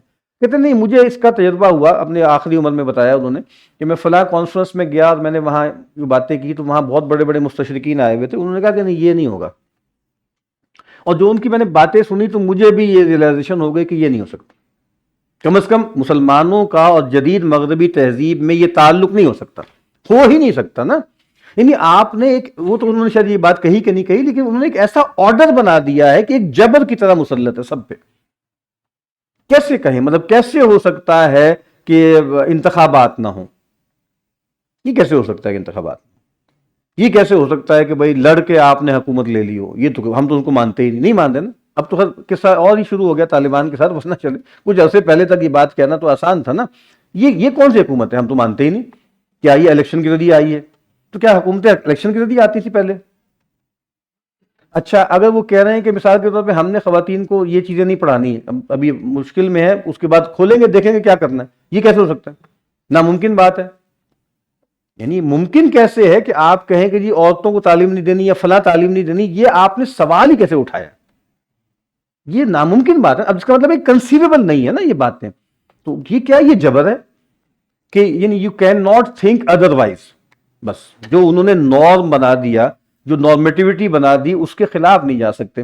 اسی لیے ہم تو چلیں یہاں پر باتیں کر لیتے ہیں نا LGBTQ اور ٹرانسجنڈرزم کے خلاف. یہ کر کے دیکھیں لندن میں، مسلمان کر کے دیکھیں ذرا. ان کو کہیں کہ جی بچوں کو نہیں پڑھائیں گے اسکول میں، یہ جو آ رہے ٹیڑھا میڑھا سا ایک پتہ نہیں عجیب سی مخلوق آ رہی ہے جو نرسری KG کے بچوں کو جو آ کے ایکلیمیٹائز کر رہی ہے، بتا رہی ہے ساری ان کے بایسز کو ختم کر رہی. بتا دینا، کہہ کے دیکھیں ذرا. وہ مطلب ہم تو پہ تو جبر کا محسوس پہ تو بہت زیادہ ہے. تو وہ ایک جبر ہے. مطلب لوگ اٹھا کے اپنے بچوں کو لے کر آ رہے ہیں قطر میں اور جناب استنبول میں اور ملائیشیا میں. کہ یہ تو وارے کا نہیں ہے یار، یہ کیا ہو رہا ہے؟ نہیں سیکولر لوگ بھی لے کر آ رہے ہیں، ان کی سمجھ میں نہیں آ رہا ہے یہ کیا ہو رہا ہے بھائی. یہ بات آگے بڑھے گی تو کیا؟ یہ تو ٹرمپ نے بھی کہہ دیا نا کہ انسان بنو. یہ تو ہمارے بھی بارے میں نہیں ہے نا. کہاں لے کے جاؤ گے تم؟ تو لے کے جا رہے ہیں نا. تو اب کچھ ماحول میں اس قدر وہ کر دیا ہے کہ اس کے بارے میں کوئی بات کرنا جو ہے مشکل ہو جائے گا. اچھا جی، تو جبر ہے بہت زیادہ. تو یہ کہنا نا کہ اپنی مرضی سے آپ کر لیں پک اینڈ چوز، یہ نہیں ہو سکتا فی الحال. بہرحال بہت مشکل ہے، کوئی کر لے تو بڑی کرامت کی بات ہے. تو مطلب آپ کہنا کہ جی میں ایک علمی پایا پیدا کروں گا اور میں دنیا میں اپنا ایک علمی مقام پیدا کروں گا ایکیڈیمیا سے باہر رہ کے، اور ایکیڈیمک رائٹنگ کیے بغیر، اور پیئر ریویو آرٹیکل لکھے بغیر، اور ان کے جارگن کو استعمال کیے بغیر، اور ان کے فریم ورک کو چھوڑ کر. آپ کو کوئی پوچھے گا ہی نہیں آپ کون ہیں، یہ سارا کچھ انہوں نے بنا دیا ہے نا. اب جیسے ہی آپ ان کے فریم ورک میں گھسیں گے، کارل پاپر کی کتاب کا نام بھی ہے the myth of the framework, جیسے ہی آپ فریم ورک میں گھسیں گے آپ اپروپریٹ ہو ہی ہوئے. ممکن نہیں ہے نا. یہ پھر وہ جبر، میں کہتا ہوں جبر صرف اتنا نہیں ہے، جبر بہت گہرا ہے. سٹرکچر ہیں، ذہن کے ڈھانچے ہیں، تحریر کیا ہے، ایکیڈیمک تحریر کیا ہوتی ہے، اس میں کیا کرنا ہے. کیا ہمارے استاد ہیں، انہوں نے ایک آرٹیکل لکھا انٹرنیشنل پبلیکیشن کے لیے، تو اس میں تھا بایو پاور کے حوالے سے تھا. تو اس میں انہوں نے کہیں کوئی فارماسیوٹیکل انڈسٹری کے حوالے سے 2-3 جملے لکھ دیے، وہ انہوں نے کٹوا دی، کہا یہ نہیں چھپ سکتے، یہ نہیں چھپ سکتے. مطلب یہ ہے کہ آپ کی جو یونیورسٹیاں چل رہی ہیں یا آپ کے جو انڈومنٹس پہ چل رہے ہیں، جو ریسرچ کے ادارے، ان کو یہ سب ملٹی نیشنل سپورٹ کر رہے ہیں نا. تو ہم اجازت دے دیں کہ آپ ہماری داڑھی کو پکڑیں. تو یہ میں آپ کو بتا رہا ہوں کہ اتنا جبر ہے، وہ نکال دیتے ہیں چیزیں. وہ بڑی احتیاط سے لوگوں کو لکھنی پڑتی ہے، یہ جملہ ایسے لکھنا ہے، اس میں یہ ازم نہ کوئی آ جائے، کوئی سیکسزم نہ آ جائے، کوئی ریسزم نہ آ جائے، کوئی اسپیشیزم نہ آ جائے. مصیبت آ گئی ہے. تو ہم تو میں عرض کرتا ہوں کہ بہت زیادہ جیسے آزاد ہیں، لیکن بہرحال وہاں پہ پھر میں عرض کر رہا ہوں کہ وہ ایک فریم ورک ہے اور اس جبر کے اندر آپ کو آنا پڑے گا. اچھا جی،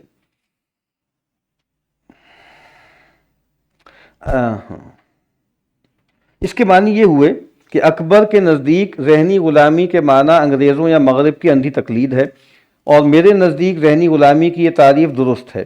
ذہنی غلام اندھے مقلد ہی کو کہتے ہیں. اب یہ بات ماننے کی ہے کہ اندھی تقلید شدید احساس مرعوبیت اور احساس کمتری سے پیدا ہوتی ہے. جب کوئی فرد کسی فرد سے اتنا مرعوب ہو جاتا ہے کہ اس کے آگے اپنے آپ کو صفر محض سمجھنے لگتا ہے، تو اس فرد کی نکالی اس کا مقدر ہو جاتی ہے. یہی حال قوموں کا ہے. تو بالکل ٹھیک بات ہے. اب یہ بالکل سامنے کی بات ہے نا، ٹھیک ہے، لیکن یہ بات ظاہری بات ہے کہ ہمارے شعور کی سطح پر اتنی اجاگر نہیں ہے. جب کوئی فرد کسی فرد سے اتنا مرعوب ہو جاتا ہے کہ اس کے آگے اپنے آپ کو، میں سید پر اس کا الزام نہیں لگاؤں گا، لیکن بر صغیر پر انگریزوں کے غلبے کے بعد مسلمانوں میں ایک طبقہ ایسا ضرور پیدا ہو گیا تھا جو انگریزوں کی ہر چیز کو مثالی سمجھنے لگا تھا اور اس کے سامنے اتنے شدید احساس کمتری میں مبتلا تھا کہ اسے اپنی کسی چیز میں کوئی اچھائی نظر نہیں آتی تھی۔ اکبر نے دراصل اسی طبقے کے خلاف اپنا قلمی جہاد کیا تھا۔ ٹھیک ہے جی، اب اس میں جو انگریزی کا ایک اقتباس ہے اس کو نکال لیجئے۔ یہ martial ہاڈسن،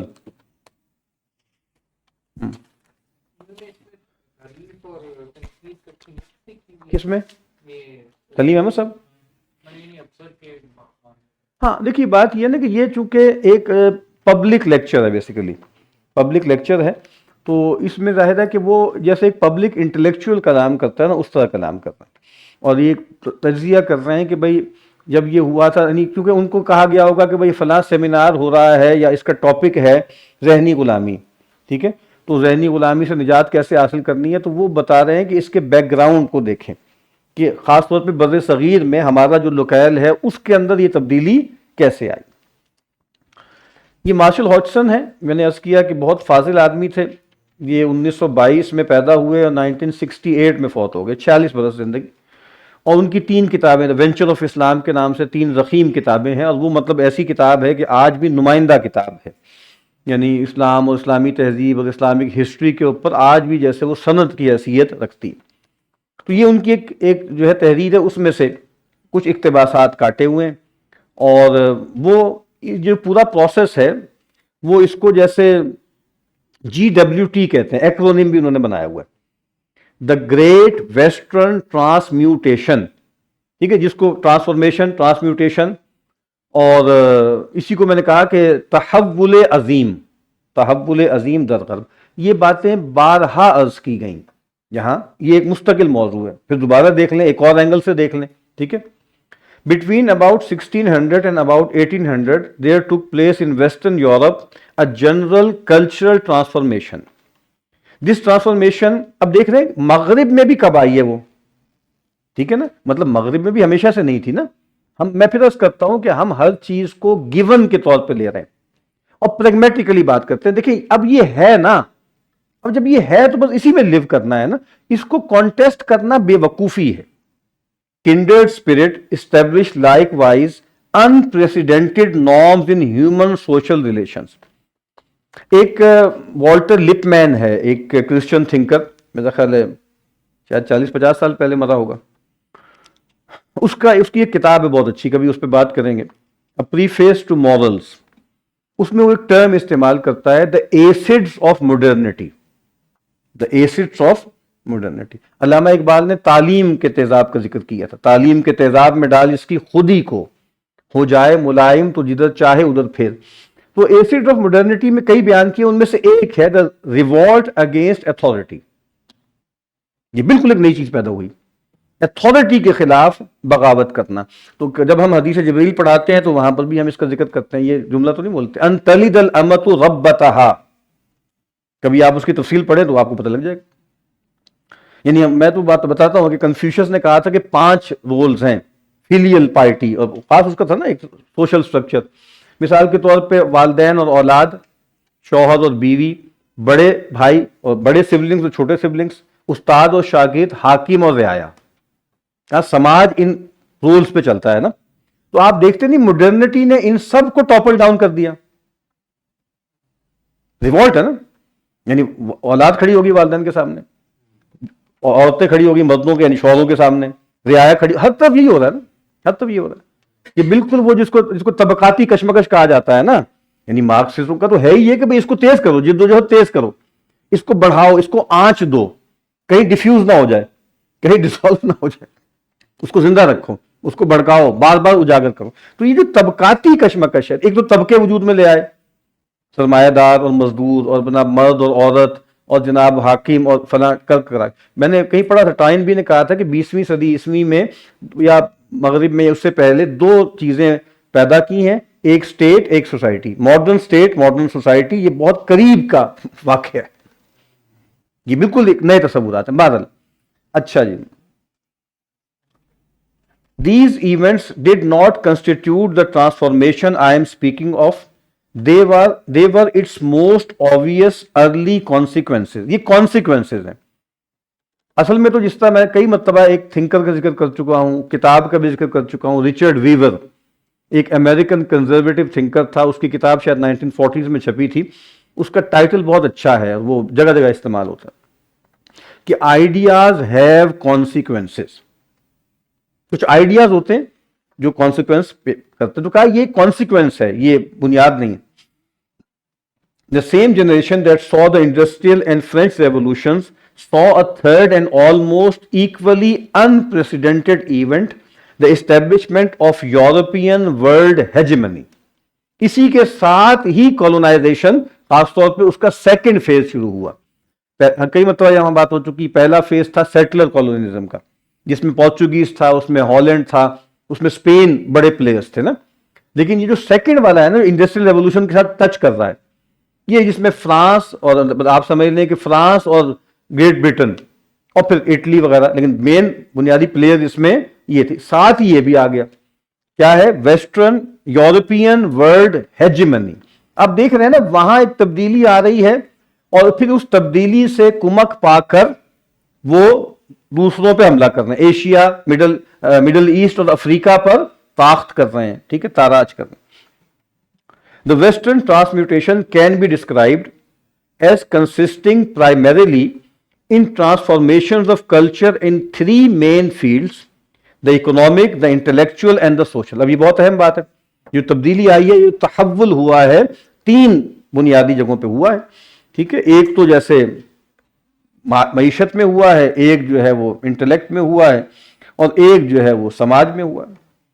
In the economic life there took place that great increase in productivity due to a sequence of new techniques and carried out through a concentrated control of production based on capital accumulation and mass markets, which led up to and culminated in the industrial revolution and the accompanying agricultural revolution. دیکھیں، ایک ہے agrarian age اور ایک ہے agrarian revolution, ان میں فرق ہے.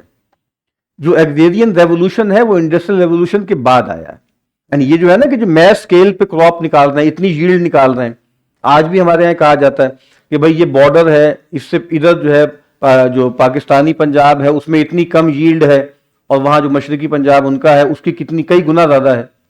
تو یہ جو تصور پیدا ہوا نا کہ بھئی زمین کو پوری طرح یوٹیلائز کرنا ہے، کیونکہ زمین اب اس کے ساتھ پریسٹیج وغیرہ وابستہ نہیں ہے، زمین ایک ریسورس ہے کیپٹل کا. یہ بہت اہم فرق ہے، کئی مرتبہ یہاں یہ بات کی جا چکی ہے کہ بھئی پہلی جو پرانی کالونائزیشن تھی یا امپیریلزم اس کو کہا جاتا ہے، اس میں اصل چیز جو تھی پریسٹیج تھی، عزت آبرو تھی. روپیہ پیسہ اور لوٹ کھسوٹ اور ایکسٹریکشن اور ریسورس کے طور پہ دیکھنا یہ پیراڈائم تھا ہی نہیں. یہ تھوڑی تھا کہ اس پہ قبضہ کر کے یہاں سے یہ نکالنا ہے. بس قبضہ ہے اور زمین ہماری بڑھ گئی ہے، بس ٹھیک ہے، اور جس طرح ہمارے اپنے لوگ رہ رہے ہیں وہ بھی ویسے ہی رہیں گے. یعنی یہ تھوڑی ہے کہ بھائی ان کو لوٹ کھسوٹ کر کے اپنے ہاں لے جا کے اور ان کو کرنا ہے، ان کو مفلس رکھنا ہے، ان کو جو ہے مالدار بنانا ہے. یہ پرانی امپیریلزم میں نہیں تھا. بندے آپ مار دیتے تھے، ہمیشہ جب بھی جنگیں ہوتی تھی ہو جاتا ہے معاملہ. بہرحال تو میں یہ بتا رہا ہوں کہ یہ ایک بہت بنیادی فرق ہے. تو ایک اور تھنکر ہے اولرک بیک ہے، اس کا ایک تصور ہے سیکنڈ ماڈرنٹی کا. وہ کہتا ہے کہ بھئی ایک جو فرسٹ ماڈرنٹی تھی وہ کیا تھی؟ وہ ایگریرین ایج سے انڈسٹریل ایج کی طرف آئے، اور اب سمجھ لیں پچھلے 50 60 70 سال میں اب ایک اگلا سیکنڈ ماڈرنٹی ہے، اس میں انڈسٹریل ایج سے نیٹ ورک سوسائٹی کی طرف جا رہے ہیں. اس کو وہ رسک سوسائٹی بھی کہتا ہے. وہ بہت لمبی ایک بحث ہے. مطلب رسک سوسائٹی غیر معمولی طور پر گویا اس کے اندر انسائٹ پائی جاتی ہیں کہ ڈینجر تو ہوتا تھا ہمیشہ سے، رسک بالکل ایک نئی چیز ہے. یعنی رسک کا کیا مطلب ہے؟ دیکھیں اسٹاک ایکسچینج کو دیکھتے ہیں آپ، کیا ہوتا ہے اس کے ساتھ. ابھی آپ دیکھ رہے ہیں پچھلے کچھ مہینوں سے دیکھ کے سونے کے ریٹ کے ساتھ کیا ہو رہا ہے. یہ نارمل ہے آپ کے خیال کے مطابق؟ کتنا ایب نارمل؟ یہ کون کر رہا ہے؟ کیا ہو رہا ہے؟ کون کس کے کنٹرول میں؟ آپ کی جیب میں پڑے ہوئے کاغذ بالکل بے وقت ہو جاتے ہیں کسی بھی وقت. یہ کیا چیز ہے بھائی؟ کبھی دنیا میں ایسا ہوتا تھا؟ کبھی بھی نہیں ہوتا تھا. یہ رسک سوسائٹی ہے. اتنی زیادہ ولنریبلٹی ہے کہ ایک خبر آؤٹ ہوتی ہے تو پتہ نہیں سب کچھ بیٹھ جاتا ہے. تو ایسا تو نہیں ہوتا تھا نا، 150 150 سال 200 سال تک مارکیٹ میں چیزوں کی قیمتیں ایک جیسی رہتی، تنخواہیں جو بھی تھی، لوگوں کی کمائی 2 2 سال ایک جیسی ہے، زندگی بھی ایک جیسی ہے، سہج سہج چلتی چلی جا رہی ہے.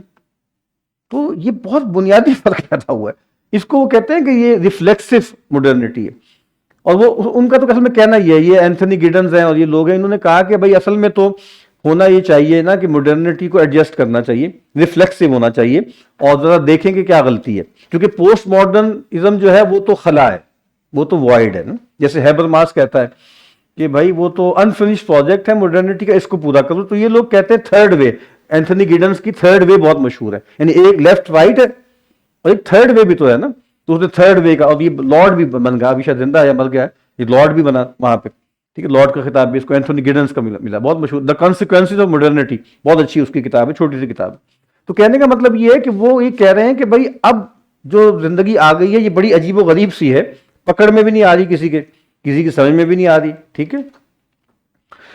اچھا جی، تو یہاں میں عرض کرتا ہوں کہ ایگریرین ایج میں اور ایگریرین ریولوشن میں فرق ہے. ٹھیک ہے. In intellectual life there came the new experimental science from Kepler and Galileo on, and more generally the philosophical exploratory independence made widely popular in the Enlightenment. ٹھیک ہے. یعنی وہ ہو گیا مطلب، اور پھر اس کے بعد انقلاب آ گیا. میں نے پہلے بھی کئی مرتبہ عرض کیا ہے کہ دیکارت سے جو فلسفے میں ٹرن آیا ہے وہ ہے کہ سائنس کے ماڈل پر، امپیریسزم کے ماڈل پر، اور میتھڈ آف جو سائنٹیفک میتھڈ تھا اس پر فلسفے کو انہوں نے ڈھالنا شروع کر دیا. یعنی فلسفے سے سائنس پیدا ہوئی اور جدید فلسفہ سائنس سے پیدا ہوا. یہ عجیب و غریب سا پیراڈاکس ہے، وہ اس کے ماڈل پہ چلا گیا. جی، فلاسفیکل ایکسپلوریٹری انڈیپینڈنس، کیا اس کا مطلب یہ ہے کہ اس میں بھی کوئی قید تھی جو یہ اس نے اس طرح پریزنٹ کیا کہ یہ جو چیز، ہاں قید تھی نا، قید تھی. مطلب مراد یہ ہے کہ بھائی نو گو ایریاز ہوتے ہیں نا، نو گو ایریاز ہوتے ہیں نا. یعنی مسلمان کہیں کہ پنجاب یونیورسٹی میں ایک جو ہے وہ ریسرچ سیل قائم ہوگا جو اس پہ تحقیق کرے گا کہ قرآن مجید اوتھینٹک ہے کہ نہیں ہے. کر سکتا ہے؟ یہ قید ہے نا، اس پہ تو گفتگو نہیں ہوگی. یا آپ یہ گفتگو کرنا شروع کر دیں کہ جی اچھا جی ایک ہم بنا رہے ہیں، ایک ہم جو ہے اسپیس شپ بنانے لگے ہیں اور بڑے باتیں ہو رہی ہیں کہ جناب کوئی جنت وغیرہ ہوتی ہے تو دیکھتے ہیں، جا کے دیکھ آتے ہیں. جیسے اس نے کہا تھا اپنا نمرود، کس نے کہا تھا؟ فرعون نے کہا تھا نا، یا حامانو ابن لی، یہ نہیں گفتگو نہیں کر سکتے. یعنی یعنی آپ کہیں کہ ہسٹوریسٹی آف جیزس پہ کلام ہو سکتا تھا سن 1500 میں؟ نہیں ہو سکتا تھا. ہو گیا 19ویں صدی کے آخر سے 20ویں صدی کی شروع سے گفتگو شروع ہو گئی نا. تو یہ میں بتا رہا ہوں کہ یہ نو گو ایریاز ہیں. یعنی مغرب میں بہت سی چیزوں کے بارے میں زیادہ گفتگو نہیں ہو سکتی. آپ کہیں کہ جی ہارورڈ میں کریشنزم پہ ایک ڈپارٹمنٹ قائم کرتے ہیں، سوال ہی پیدا نہیں ہوتا. اٹھا کے بال پھینک دیں گے، آپ کا مذاق اڑائیں گے. یعنی وہاں تو مطلب زیادہ سے زیادہ انٹیلیجنٹ ڈیزائن پر آپ بات کر سکتے ہیں، کریشنزم پہ تو آپ بات نہیں کر سکتے نا. وہ آپ کو کہیں گے آپ چلے جائیں مدرسوں میں، بیوقوف بنائیں کسی اور کو. یہ کیا باتیں آپ کر رہے ہیں؟ تو مطلب اسی طریقے سے آپ مطلب اللہ معاف کر دے، یعنی بہت سے مسلمان ممالک میں آپ دیکھیں گے کچھ عرصے بعد اگر حالات یہی رہے تو معراج وغیرہ پہ گفتگو ممکن نہیں رہے گی. لوگ ہنسیں گے بیٹھ کے، یہ آپ کیا باتیں کر رہے ہیں؟ آپ تو فزکس کے پروفیسر ہیں، آپ بھی اس طرح کی باتوں کو مانتے ہیں، مائتھولوجیز وغیرہ کو مانتے ہیں. یہ اس سے گفتگو شروع ہو چکی ہے ہمارے یہاں، اس طرح کی باتیں ہمارے یہاں گفتگو شروع ہو چکی ہے کہ لوگ دیر لب مسکراتے رہتے ہیں کہ جب اس طرح کی بات ہو رہی ہو نا مسکرا رہے ہوتے ہیں. بس ٹھیک ہے، یہ مولوی لوگ ہیں، ٹھیک ہے کیا کریں اب، چونکہ بس ان کو چیلنج کر لیں تو جان کا خطرہ ہے. وہ سر تن سے جدا کا قصہ ہے نا، میں مذاق نہیں کر رہا آپ سے. آپ کی یونیورسٹیز میں اچھے خاصے لوگ ہیں ایسے جو بالکل فراغت ہو چکی ہے ان کی، اور وہ ہر چیز کو سمجھتے ہیں کہ یہ ایسے ہی ہے، کس سے کہانیاں ہیں، جنت جہنم اور اللہ اور جنت وغیرہ. تو آپ ہیں کافی ٹھیک ٹھاک ہے، اور وہ باتوں باتوں میں ساری باتیں کر بھی رہے ہوتے ہیں. لیکن چونکہ بہرحال آپ کا سماج بہت زیادہ مذہبی ہے اور پھر اس کے ساتھ اور سیٹس بھی ساتھ شامل ہو گئے ہیں، تو اس وجہ سے اس کا اظہار وہ نہیں کر پاتے. اچھا جی، ابھی آپ دیکھیں نا مثال کے طور پہ وہ رضا رومی ہے یا عائشہ صدیقہ کے ساتھ گفتگو کر رہے ہوں گے تو بیچ بیچ میں کہیں گے کہ ہاں یہ ہیں ہنستے ہیں، لیکن وہ ان کو پتہ ہے کہ محتاط رہنا ہے. محتاط دیکھیں ہمارے کچھ ملحد دوست ہیں نا، وہ بہت سختی کی باتیں کرنا شروع کر دیتے ہیں، تو ایسی باتیں نہیں کرنی چاہیے نا. آپ سمجھ نا، پولیٹیکلی کریکٹ نہیں ہے مطلب، ورنہ رضا رومی اور عائشہ صدیقہ جہاں کھڑی ہوئی ہیں وہ تقریباً اس کے آس پاس ہی ہوتا ہے. لیکن اب کچھ لوگ ذرا ہتھولا رکھتے ہیں، کچھ لوگ بالکل ہی ولگرائز گفتگو کرنا شروع کر دیتے ہیں. ورنہ ظاہری بات ہے کہ مطلب وہ گفتگو کس پہ ہو رہی ہے؟ ٹی ایل پی پہ بات ہو رہی ہے نا. ٹی ایل پی پہ جب بات ہو رہی ہے کہ یہ باتیں وہ کر رہے ہیں، وہاں آپ دیکھ لیں جب آپ اس طرح کے مانسٹر پیدا کریں گے تو یہ ہوگا تو وہ ہوگا، اور پھر آپ اس طرح کی باتیں کر رہے ہیں، مذہب کی بات ہو، استعمال پیغمبر کا، ٹھیک ہے مذہب اچھی بات ہوتی ہے لیکن آپ اس کو اپنے تک رکھیں نا. آپ سمجھ رہے ہیں نا بات؟ تو اب وہ کہنا بہت کچھ چاہ رہے ہیں لیکن وہ اتنا ابھی آسان نہیں ہے، اور وہ چاہتے بھی نہیں نا کہ بھئی بالکل ہی لوگ نہ ہمیں سننا چھوڑ دیں. تو وہ پھر آہستہ آہستہ تھوڑے نرم سرم باتیں کرتے رہتے ہیں، لیکن دونوں کو پتا ہوتا ہے کہ ہم کہاں کھڑے ہوئے ہیں. یہ تو میں نے ایسے دو لوگوں کا نام لے لیا، اور بھی بہت سے لوگ ہیں جو گفتگو جب کر رہے ہوتے ہیں تو ان کو پتا ہوتا ہے کہ ہم کہاں کھڑے ہیں، لیکن ابھی اے گلا کرن دیا نہیں، اے گلا کرن دیا نہیں، باتیں کرنے والی نہیں ہوتی. ورنہ جو دو لوگ آپس میں مکالمہ کر رہے ہوتے ہیں پبلک پلیس میں، جب وہ الگ بیٹھیں گے تو وہ ہر طرح کی بات کر لیں گے، لیکن جب کیمرہ آن ہوگا اور آپ کوئی ویڈیو ریکارڈنگ کر رہے ہیں تو پھر ان کا کنڈکٹ تھوڑا سا اور ہوگا. ٹھیک ہے بادل.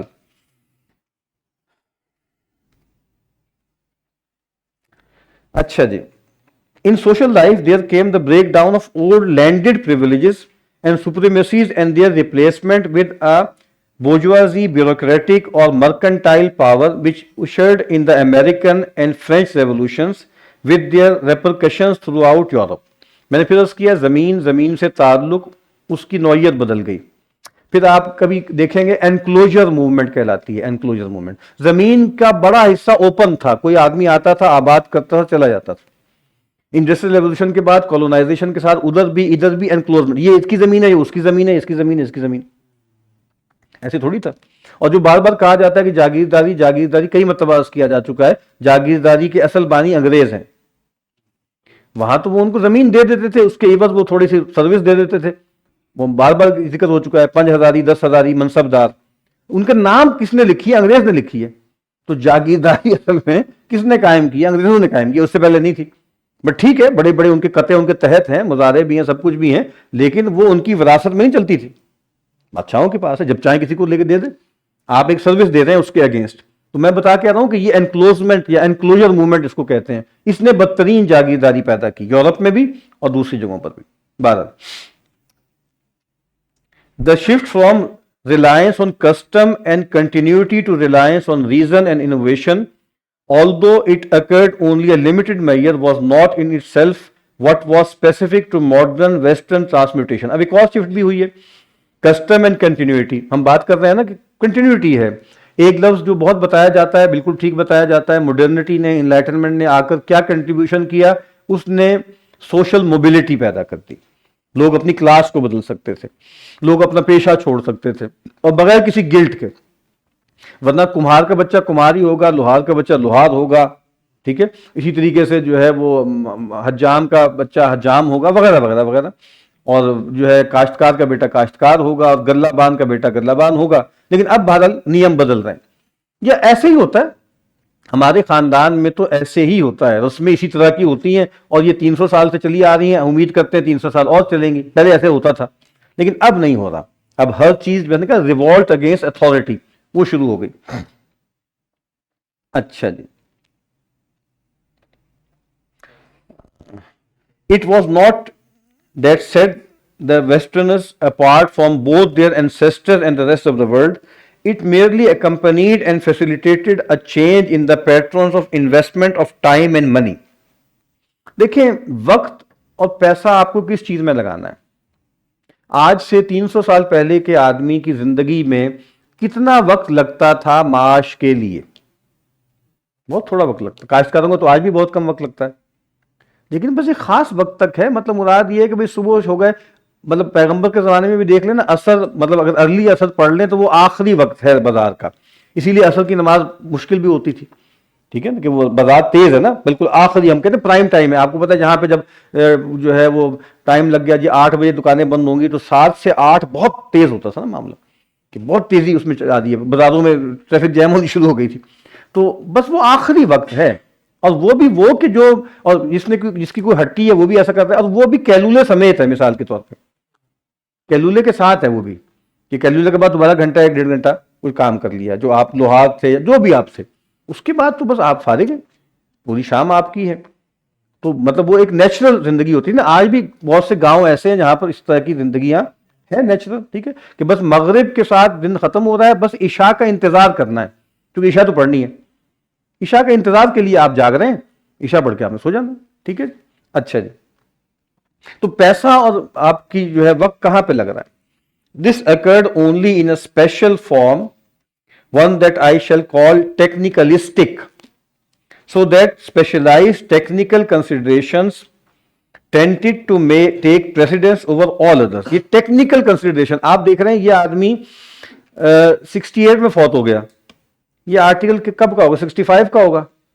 آج آپ دیکھیں 25 میں کھڑے ہوئے ہیں آپ. ٹھیک ہے, کتنے 70 سال ہو گئے, 70 کے 60 سال ہو گئے. تو 60 سال میں آج آپ دیکھ لیں کتنا سب پہ ایک عجیب سا ایک پریشانی ستا رہی ہے. کیا بنے گا, کیا بنے گا, چیٹ جی پی ٹی کے بعد کیا بنے گا, اے آئی کے بعد کیا بنے گا, روبوٹکس کے بعد کیا بنے گا, ہمارا کیا بنے گا, اس کا کیا بنے گا. ہر آدمی کوئی پینک کا شکار ہے. مجھے کوئی بھی کام کرنا ہے, کوئی بھی چیز بیچنی ہے, اگر میں نے سوشل میڈیا استعمال نہ کیا تو میں تو آؤٹ ہو جاؤں گا. اور سوشل میڈیا جب آپ استعمال کریں گے تو اس میں ہر طرح کا چھچور پن بھی آپ نے کرنا ہی کرنا ہے. یہ پیکج کا حصہ ہے. یہ پیکج کا حصہ ہے کہ نہیں ہے؟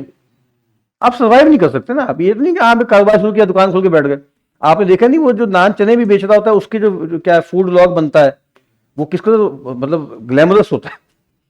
چنے ڈال رہے ہیں اس میں, چٹنی ڈال کیا بھائی, یہ کیا چیز یہاں پہ تقسیم ہو رہی ہے. سبحان اللہ. ایسا اس کو گلوریفائی اور ایسا کیا جائے گا, یہ برگر ہے اور اس میں ایسے ہے, اس میں ویسے ہے, اور فنا ہے اور ڈھما ہے. اس کا مطلب یہ ہے کہ اب سروائیول نہیں ہے نا ممکن. سروائیول ممکن نہیں ہے کہ آپ کہیں کہ جی ہم نے یہ کرنا ہے یہ نہیں کرنا. اچھا جی, تو ٹیکنیکلسٹک جو کہہ رہے ہیں یہ ٹیکنیکلسٹک سویلائزیشن ہے, آگے وہ بتائے گا. Indeed, in that special form rather than in other forms, the shift went to unprecedented lengths so that the result set new conditions for all historical life.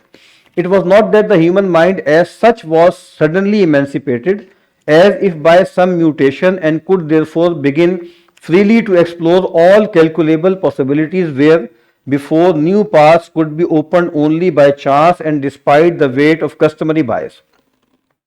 پہلے تو دیکھیں نا کہ بس کچھ لوگ ہیں جو غور کر رہے ہیں, کچھ لوگ سوچ رہے ہیں, کچھ لوگ بڑے تیز ترار ہیں, ایمبیشس ہیں, یار کام کو کیسے بڑھانا ہے. یہ جو ہماری انڈسٹری ہے جیسی کہیں بھی مطلب جو آرٹیفیکٹس کی انڈسٹری ہے نا, مطلب ظاہر بات ہے کہ گلدان بنانا ہے یا مٹکا بنانا ہے یا جوتا بنانا ہے, تو کچھ لوگ اس میں انوویشنز کر رہے ہیں نا, کچھ کر رہے ہیں, تو ہو سکتا ہے وہ 4 پیسے زیادہ کما لیتے ہوں. اب وہ سٹرکچر کا حصہ ہے نا, اب وہ سٹرکچر کا حصہ ہے. مستقل اور مسلسل آپ کو اس میں سوچنا ہے, اس کو کیسے بہتر کریں, ایسے بہتر کریں. مطلب آپ دیکھیں نا مثال کے طور پہ ڈاکٹر ہیں, اسپیشلسٹ ہیں, وہ آپ کو بتاتے رہتے ہیں بھائی اگر ہم نہ جائیں کانفرنسز میں, اگر ہم خبر نہ رکھیں کون سی نئی ٹیکنالوجی آ رہی ہے, کون سی آ رہی ہے, ہم تو فارغ ہو جائیں گے, ہم کمپٹیشن سے باہر ہو جائیں گے. تو یہ کیوں ہو رہا ہے مستقل دباؤ؟ بھائی پہلے تو یہ تھا کہ آپ ڈاکٹر بن گئے, جی بڑی بات ہے, کمال ہو گیا. اب زندگی آرام سے اس ڈاکٹری پہ چل جائے گی. پرانے وہ جو ہوتے ہیں نا سیرپ طرح کے رنگ برنگے ہوتے تھے شربت, وہ سب کو دے دے کے گولیاں گزر جاتی تھی نا, سب اچھے بھی ہو جاتے تھے. لیکن اب تو اس سے کام نہیں چلنا. اب آپ دیکھیے کبھی جا کے کوئی ڈینٹسٹوں کے کچھ آپ دیکھیں, کلینک دیکھیں, کچھ ہاسپٹل دیکھیں, آپ کو لگے گا کچھ 7 سٹار ہوٹل میں آپ آ گئے. عجیب و غریب قصے ہے نا. تو یہ ایک سادہ سا مسئلہ تھا علاج کا, اس کو اتنا سوفسٹیکیٹڈ بنا دیا, اس کو اتنا عجیب و غریب بنا دیا, اس کو اتنا پیچیدہ بنا دیا. اچھا جی, rather new concrete sorts of opportunity for social investment, hitherto impractical even for the most emancipated mind, became practical, attracting even minds that still by and large resisted any deviation from intellectual habit. دیکھیں وہی بات کر رہا ہوں نا کہ وہ تبدیلی جو وہاں پر آ رہی تھی 250-300 سال پہلے, وہ اب یہاں پر آ رہی ہے. کہ وہ جو ہے نا کہ آئین نو سے ڈرنا اور طرز کہن پہ اڑنا, منزل یہی کٹھن ہے قوموں کی زندگی میں. اب ایک انکل ہیں, وہ ایک ہٹی چلا رہے ہیں, ایک کاروبار کر رہے ہیں, بیٹا ان کو آ کے بتا رہا ہے ابو جی یہ کرنا ہے وہ کرنا ہے. نہیں بیٹا نہیں, یہ کوئی طریقہ ہے, یہ کیا بدتمیزی ہے, کیا بےہودگی ہے. مطلب ایک ہو سکتا ہے 4-6 مہینے وہ ریسٹ کریں, اس کے بعد وہ بابا جی بھی مان جائیں گے وہ سب کرنے پہ نا. یعنی پہلے وہ چیز جیسے کسی ایک کے لیے کرنا مشکل تھی, اب یہ ہے کہ وہ سب پر جبر کی طرح مسلط ہوگی, اور آپ جو ہے سہج اس پر آپ کہیں گے اچھا اب تو اس میں کوئی مسئلہ نہیں لگ رہا, اب تو سبھی کر رہے ہیں نا. بھئی پہلے تو تھا اکا دکا لوگ کوئی ایسے چھکے مار رہے ہیں, اب یہ ہے کہ سب کر رہے ہیں, تو اب یہ عرف بن گیا نا, اس کو عرف کہتے ہیں. تو یعنی اس نے کیا کیا کہ وہ جو چیزیں تھیں وہ عرف بنتی چلی گئیں, اور سہولت والی ہوتی چلی گئی، چونکہ ایسے گیجٹس آ گئے نا، ایسی مشین آ گئی جس کے بعد یہ سب کرنا آپ کے لیے ممکن رہا. اچھا جی.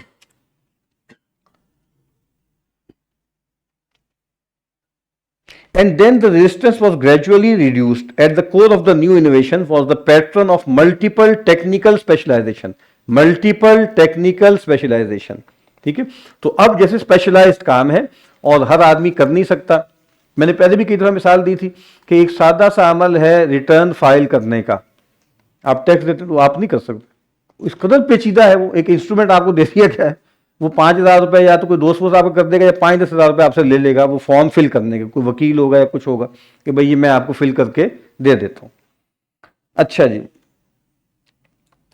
Such technical specialization was not altogether new, but now it reached a breadth of scale, a critical mass, which allowed much more extensive institutionalizing of such innovation than before, and institutionalizing which has to embrace and finally dominate all the key sectors of the whole society.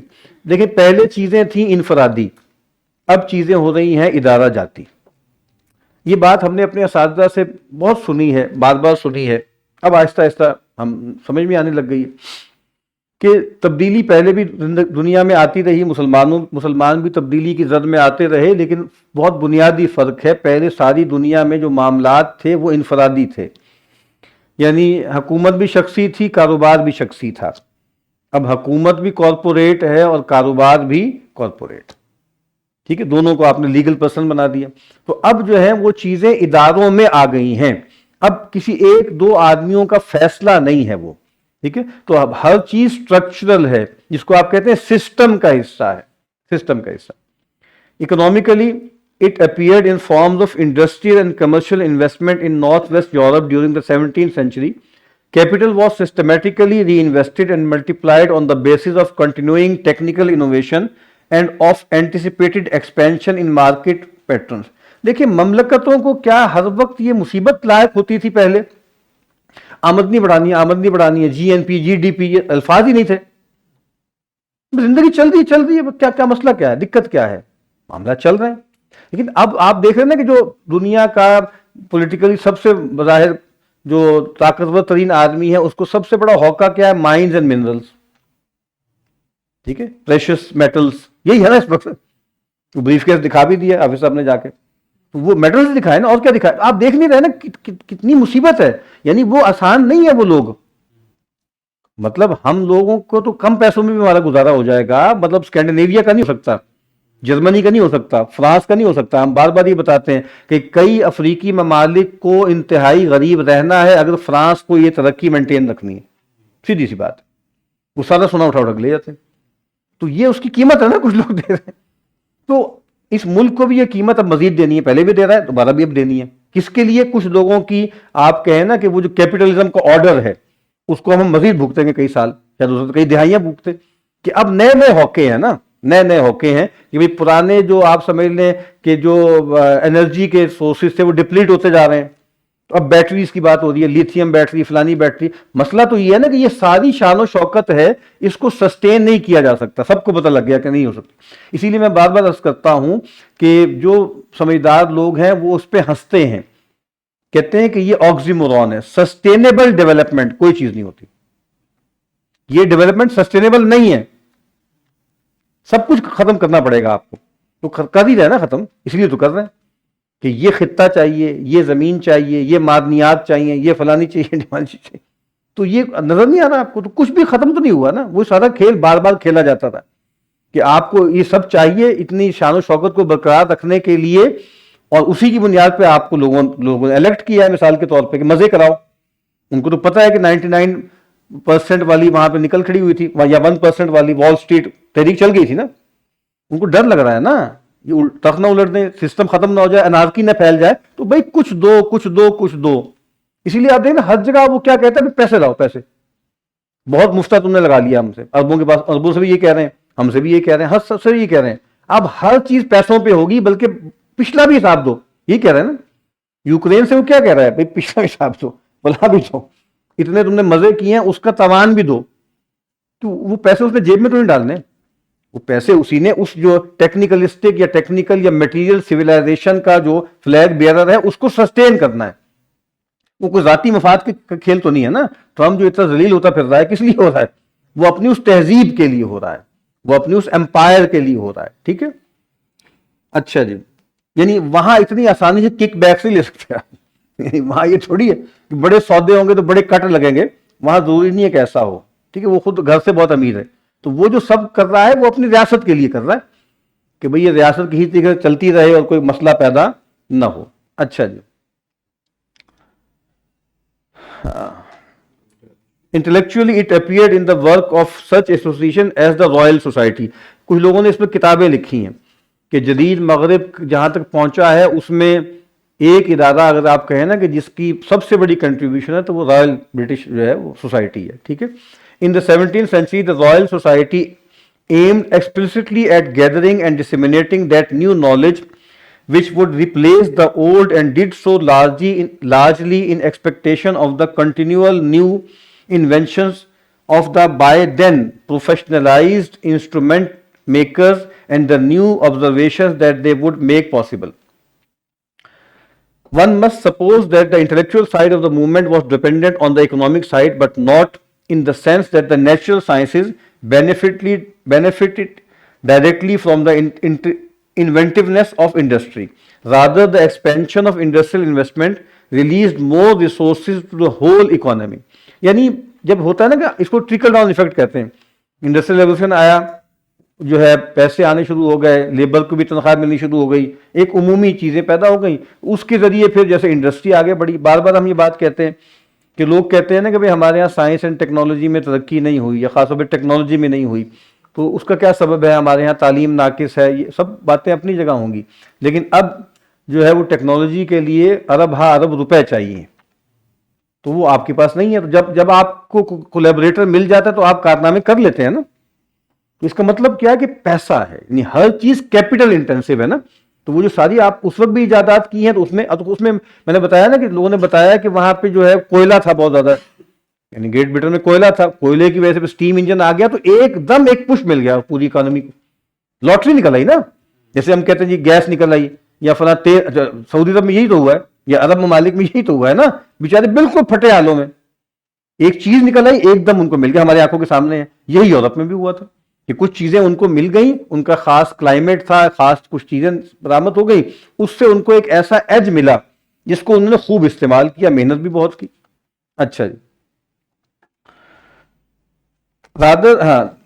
These were then made use of among scholars in a manner consonant with the expansive mood of which the pace was surely set by the exhalation associated with the new mercantile and industrial ventures. The intellectual development was apparently quite autonomous. After a certain point it reached in the development of natural sciences. At any rate, it cannot advance further without a disproportionate amount of human investment on all fronts at once, i.e. increasing specialization in many different fields. دیکھیں یہ بات کہ ہمیں آگے سے آگے بڑھنا ہے, نئی نئی ایجادات کرنی ہے, دنیا میں ترقی کرنی ہے, اب یہ جو ہم نے امارت اچیو کر لی ہے اس کو برقرار رکھنا ہے. میں پھر عرض کرتا ہوں, آج سے 300 سال 350 سال پہلے تک دنیا کی اقوام یا بڑی طاقتوں کا یہ ہوکا نہیں تھا. یہ ہوکا یہاں سے شروع ہو رہا ہے, اور جو میں آپ کو بتا رہا ہوں کہ 2025 میں وہ کہاں تک پہنچ گیا. In both scientific and economic life, the scale of increasing technical specialization brought with it qualitative changes. Perhaps most obviously, it reached a level on which it paid to invest the requisite time, funds and concern into institutions that embodied and further confirmed the technical specialization. یعنی آپ یہ کہتے ہیں نا کہ تسخیر کائنات کا حکم قرآن مجید نے دیا تھا, اللہ نے دیا تھا, آپ نے نہیں کیا, تو تھوڑا بہت آپ کو بیت الحکمہ یا ترجمہ وغیرہ آپ کو ملے گا. اس کے علاوہ صحابہ, تابعین, تبع تابعین, اس کے بعد یہ بات کہ ہمیں ایکسپلور کرنا ہے, ہمیں ان چیزوں کو ایکسٹریکٹ کرنا ہے, اس کے لیے کوئی خلافتوں نے کوئی اہتمام کیا ہو کہ بھئی یہ بہت اہم کام ہے, اس پہ توجہ دیں, اس پہ ہمیں آگے بڑھنا ہے, ہمیں گروتھ کو بڑھانا ہے, ہمیں ڈیولپمنٹ کرنی ہے, ہمیں پروگریس کرنا ہے. یہ نہ ادھر تھا, نہ کرسچنڈم میں تھا, نہ ہندو امپائر میں تھا، کہیں بھی نہیں تھا، نہ بدھسٹوں میں تھا. یہ مائنڈ سیٹ کا فرق ہوا ہے نا. تو اس کا مطلب ہے کہ یہ ہمیشہ سے نہیں تھا، ایک خاص وقت میں آ کر یہ ہوا. اچھا جی. These very institutions then help to hasten the process. It will readily be seen that such a technicalistic process left pastoralist or mercantile, left behind most basic presupposition of all agrarian society. Even those aggregate level societies that they are not themselves immediately agrarian, being say pastoralist or mercantile. Pastoralist کیا ہوتا ہے؟ جو غلہ بان ہوتے ہیں.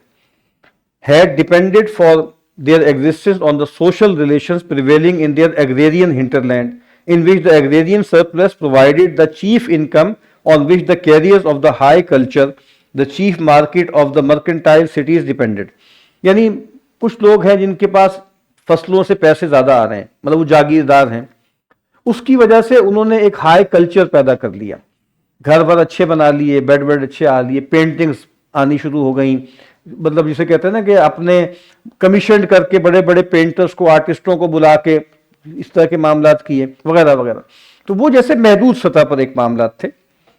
اچھا جی. The growth of interdependent technical specialization freed the income structure of the privileged classes in large areas from primary dependence on agrarian exploitation of the agriculturists. The overall process and then the condition of society in which it has resulted, I called technicalization, which I will define as condition of rationally calculative and hence innovative technical specialization, in which the several specialists are interdependent on a large enough scale to determine patterns of expectation in the key sectors of the society. یہ ٹیکنیکلائزیشن کا عمل ہے، ہر چیز آپس میں جڑی ہوئی ہے. اس طرح کے لوگ واقعات سناتے ہیں کہ ہم کوئی بیوروکریٹ تھے یا بڑے کوئی تھے یا آرمی میں کوئی صاحب تھے، وہ چائنا میں گئے کہیں پر اور وہاں کسی فیکٹری میں گئے اور وہاں جا کر انہوں نے بات کی اور کہا کہ اس طرح ہوتا ہے اور اتنی ہمیں پریسیجن چاہیے اور اتنی ہمیں وولٹیج چاہیے اور اتنی ایگزیکٹ وہ چاہیے.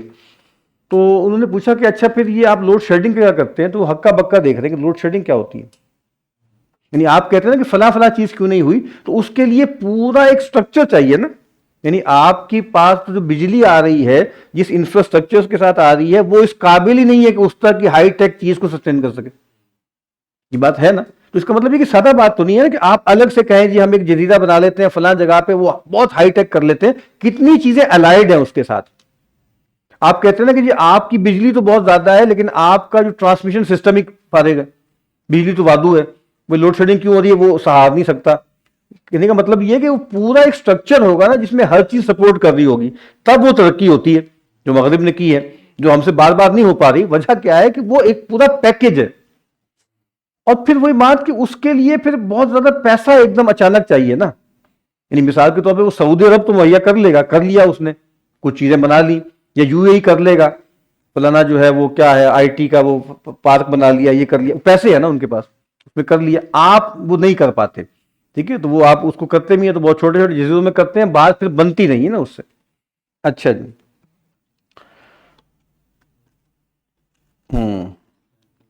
Central to a technicalistic spirit was the expectation of impersonal efficiency through technical precision. یہ جملہ بہت اہم ہے. Expectation of impersonal efficiency through technical precision. اب اس میں دیکھیں نا سکل وغیرہ، آدمی کی سکل، آدمی فلاں کرتا ہے، ٹھیک ہے آج بھی یہ ہو سکتا ہے، لیکن آج تو یہ ہے کہ فلاں آدمی فلاں مشین کا بڑا ماہر ہے. آپ سمجھ رہے ہیں نا، آدمی اب بہت ثانوی ہو گیا ہے. یعنی یہ وہ آدمی ہے، یہ ٹیکنالوجی بہت اچھی جانتا ہے نا، اس وجہ سے وہ اہم ہے. ورنہ پہلے تو ہتھی کم ہوتا تھا، ہتھی کم کرنا ہے. تو اب ہر آدمی اہم ہے نا جو بہت سکلڈ آدمی ہے. تو اب وہی بات جو ہم کر رہے ہیں نا کہ جگہ جگہ ماڈرنٹی میں جو چیز آپ کو نظر آئے گی وہ امپرسنالٹی ہے، وہ اینونیمٹی ہے، وہ امپرسنالٹی ہے. ٹھیک ہے. تو مثال کے طور پہ اب آپ یہ پوچھیں کہ بھائی اس وقت دنیا میں بڑے آئی ٹی کے ایکسپرٹس کون سے ہیں، تو آپ نہیں بتا پائیں گے، نہیں بتا پائیں گے آپ. تو آپ بتائیں گے جی ہواوے کمپنی ہے اور فلانی کمپنی ہے، ٹمکانی کمپنی کا نام بتائیں گے آپ، گوگل ہے، ٹھیک ہے، یا جناب کیا ہے وہ مائکروسافٹ ہے، فلاں بندے کون ہیں؟ بندے آ رہے ہیں جا رہے ہیں، بندے تو کئی ڈیفائنس کری جا رہے ہیں، بڑے بڑے چھوڑ کے جا رہے ہیں، بعد میں جو ہے وہ کنفیشنل ویڈیوز بنا رہے ہیں کہ ہم نے بہت غلط کیا اور ہم تو اب بچو بھائی، اپنے آپ کو بچاؤ. اس طرح ہو رہی کہ نہیں ہو رہی؟ کون آ رہا ہے کون جا رہا ہے کوئی اہم ہی نہیں ہے، وہ اسٹرکچر اہم ہے. ٹھیک ہے، تو وہ جو چیزیں ہیں وہ اس میں آ جاتی ہیں. بہرحال وقت کچھ زیادہ ہو گیا آج. ٹیکنیک ہے وہ یہی ہے جو اسی کانٹیکسٹ میں یہ ہے کہ الول کی جو ہے، ہاں وہ ٹیکنیک اس سے ملتی ہے، یعنی کانسیپٹ وہی ہے، کانسیپٹ وہی. وہ اس کے بعد کا ہے، ہاجسن کے بعد کا ہے. مطلب وہ یعنی اوور لیپ بھی کیے ہیں. وہ میرا 80s میں آ کے مرا ہے. ہاں مطلب اس کی عمر زیادہ تھی نا، اس کی عمر کم تھی، لیکن یہ قریب قریب کے لوگ ہیں، یہ کنٹمپرری ہیں. تو اس طرح کے بہت سے لوگ ہیں نا. کارل پولیانی کا ہم انشاءاللہ نیکسٹ کلاس میں 2 ہفتے بعد پڑھیں گے. تو کارل پولیانی کی جب آپ پڑھیں گے دا گریٹ ٹرانسفارمیشن، اس میں اور بہت اچھی انسائٹس ہیں. تو وہ 1944 میں وہ کتاب لکھی ہے اس نے. ٹھیک ہے، تو وہ آسٹرو ہنگیرین تھا، اس پر انشاءاللہ ہم بات کریں گے.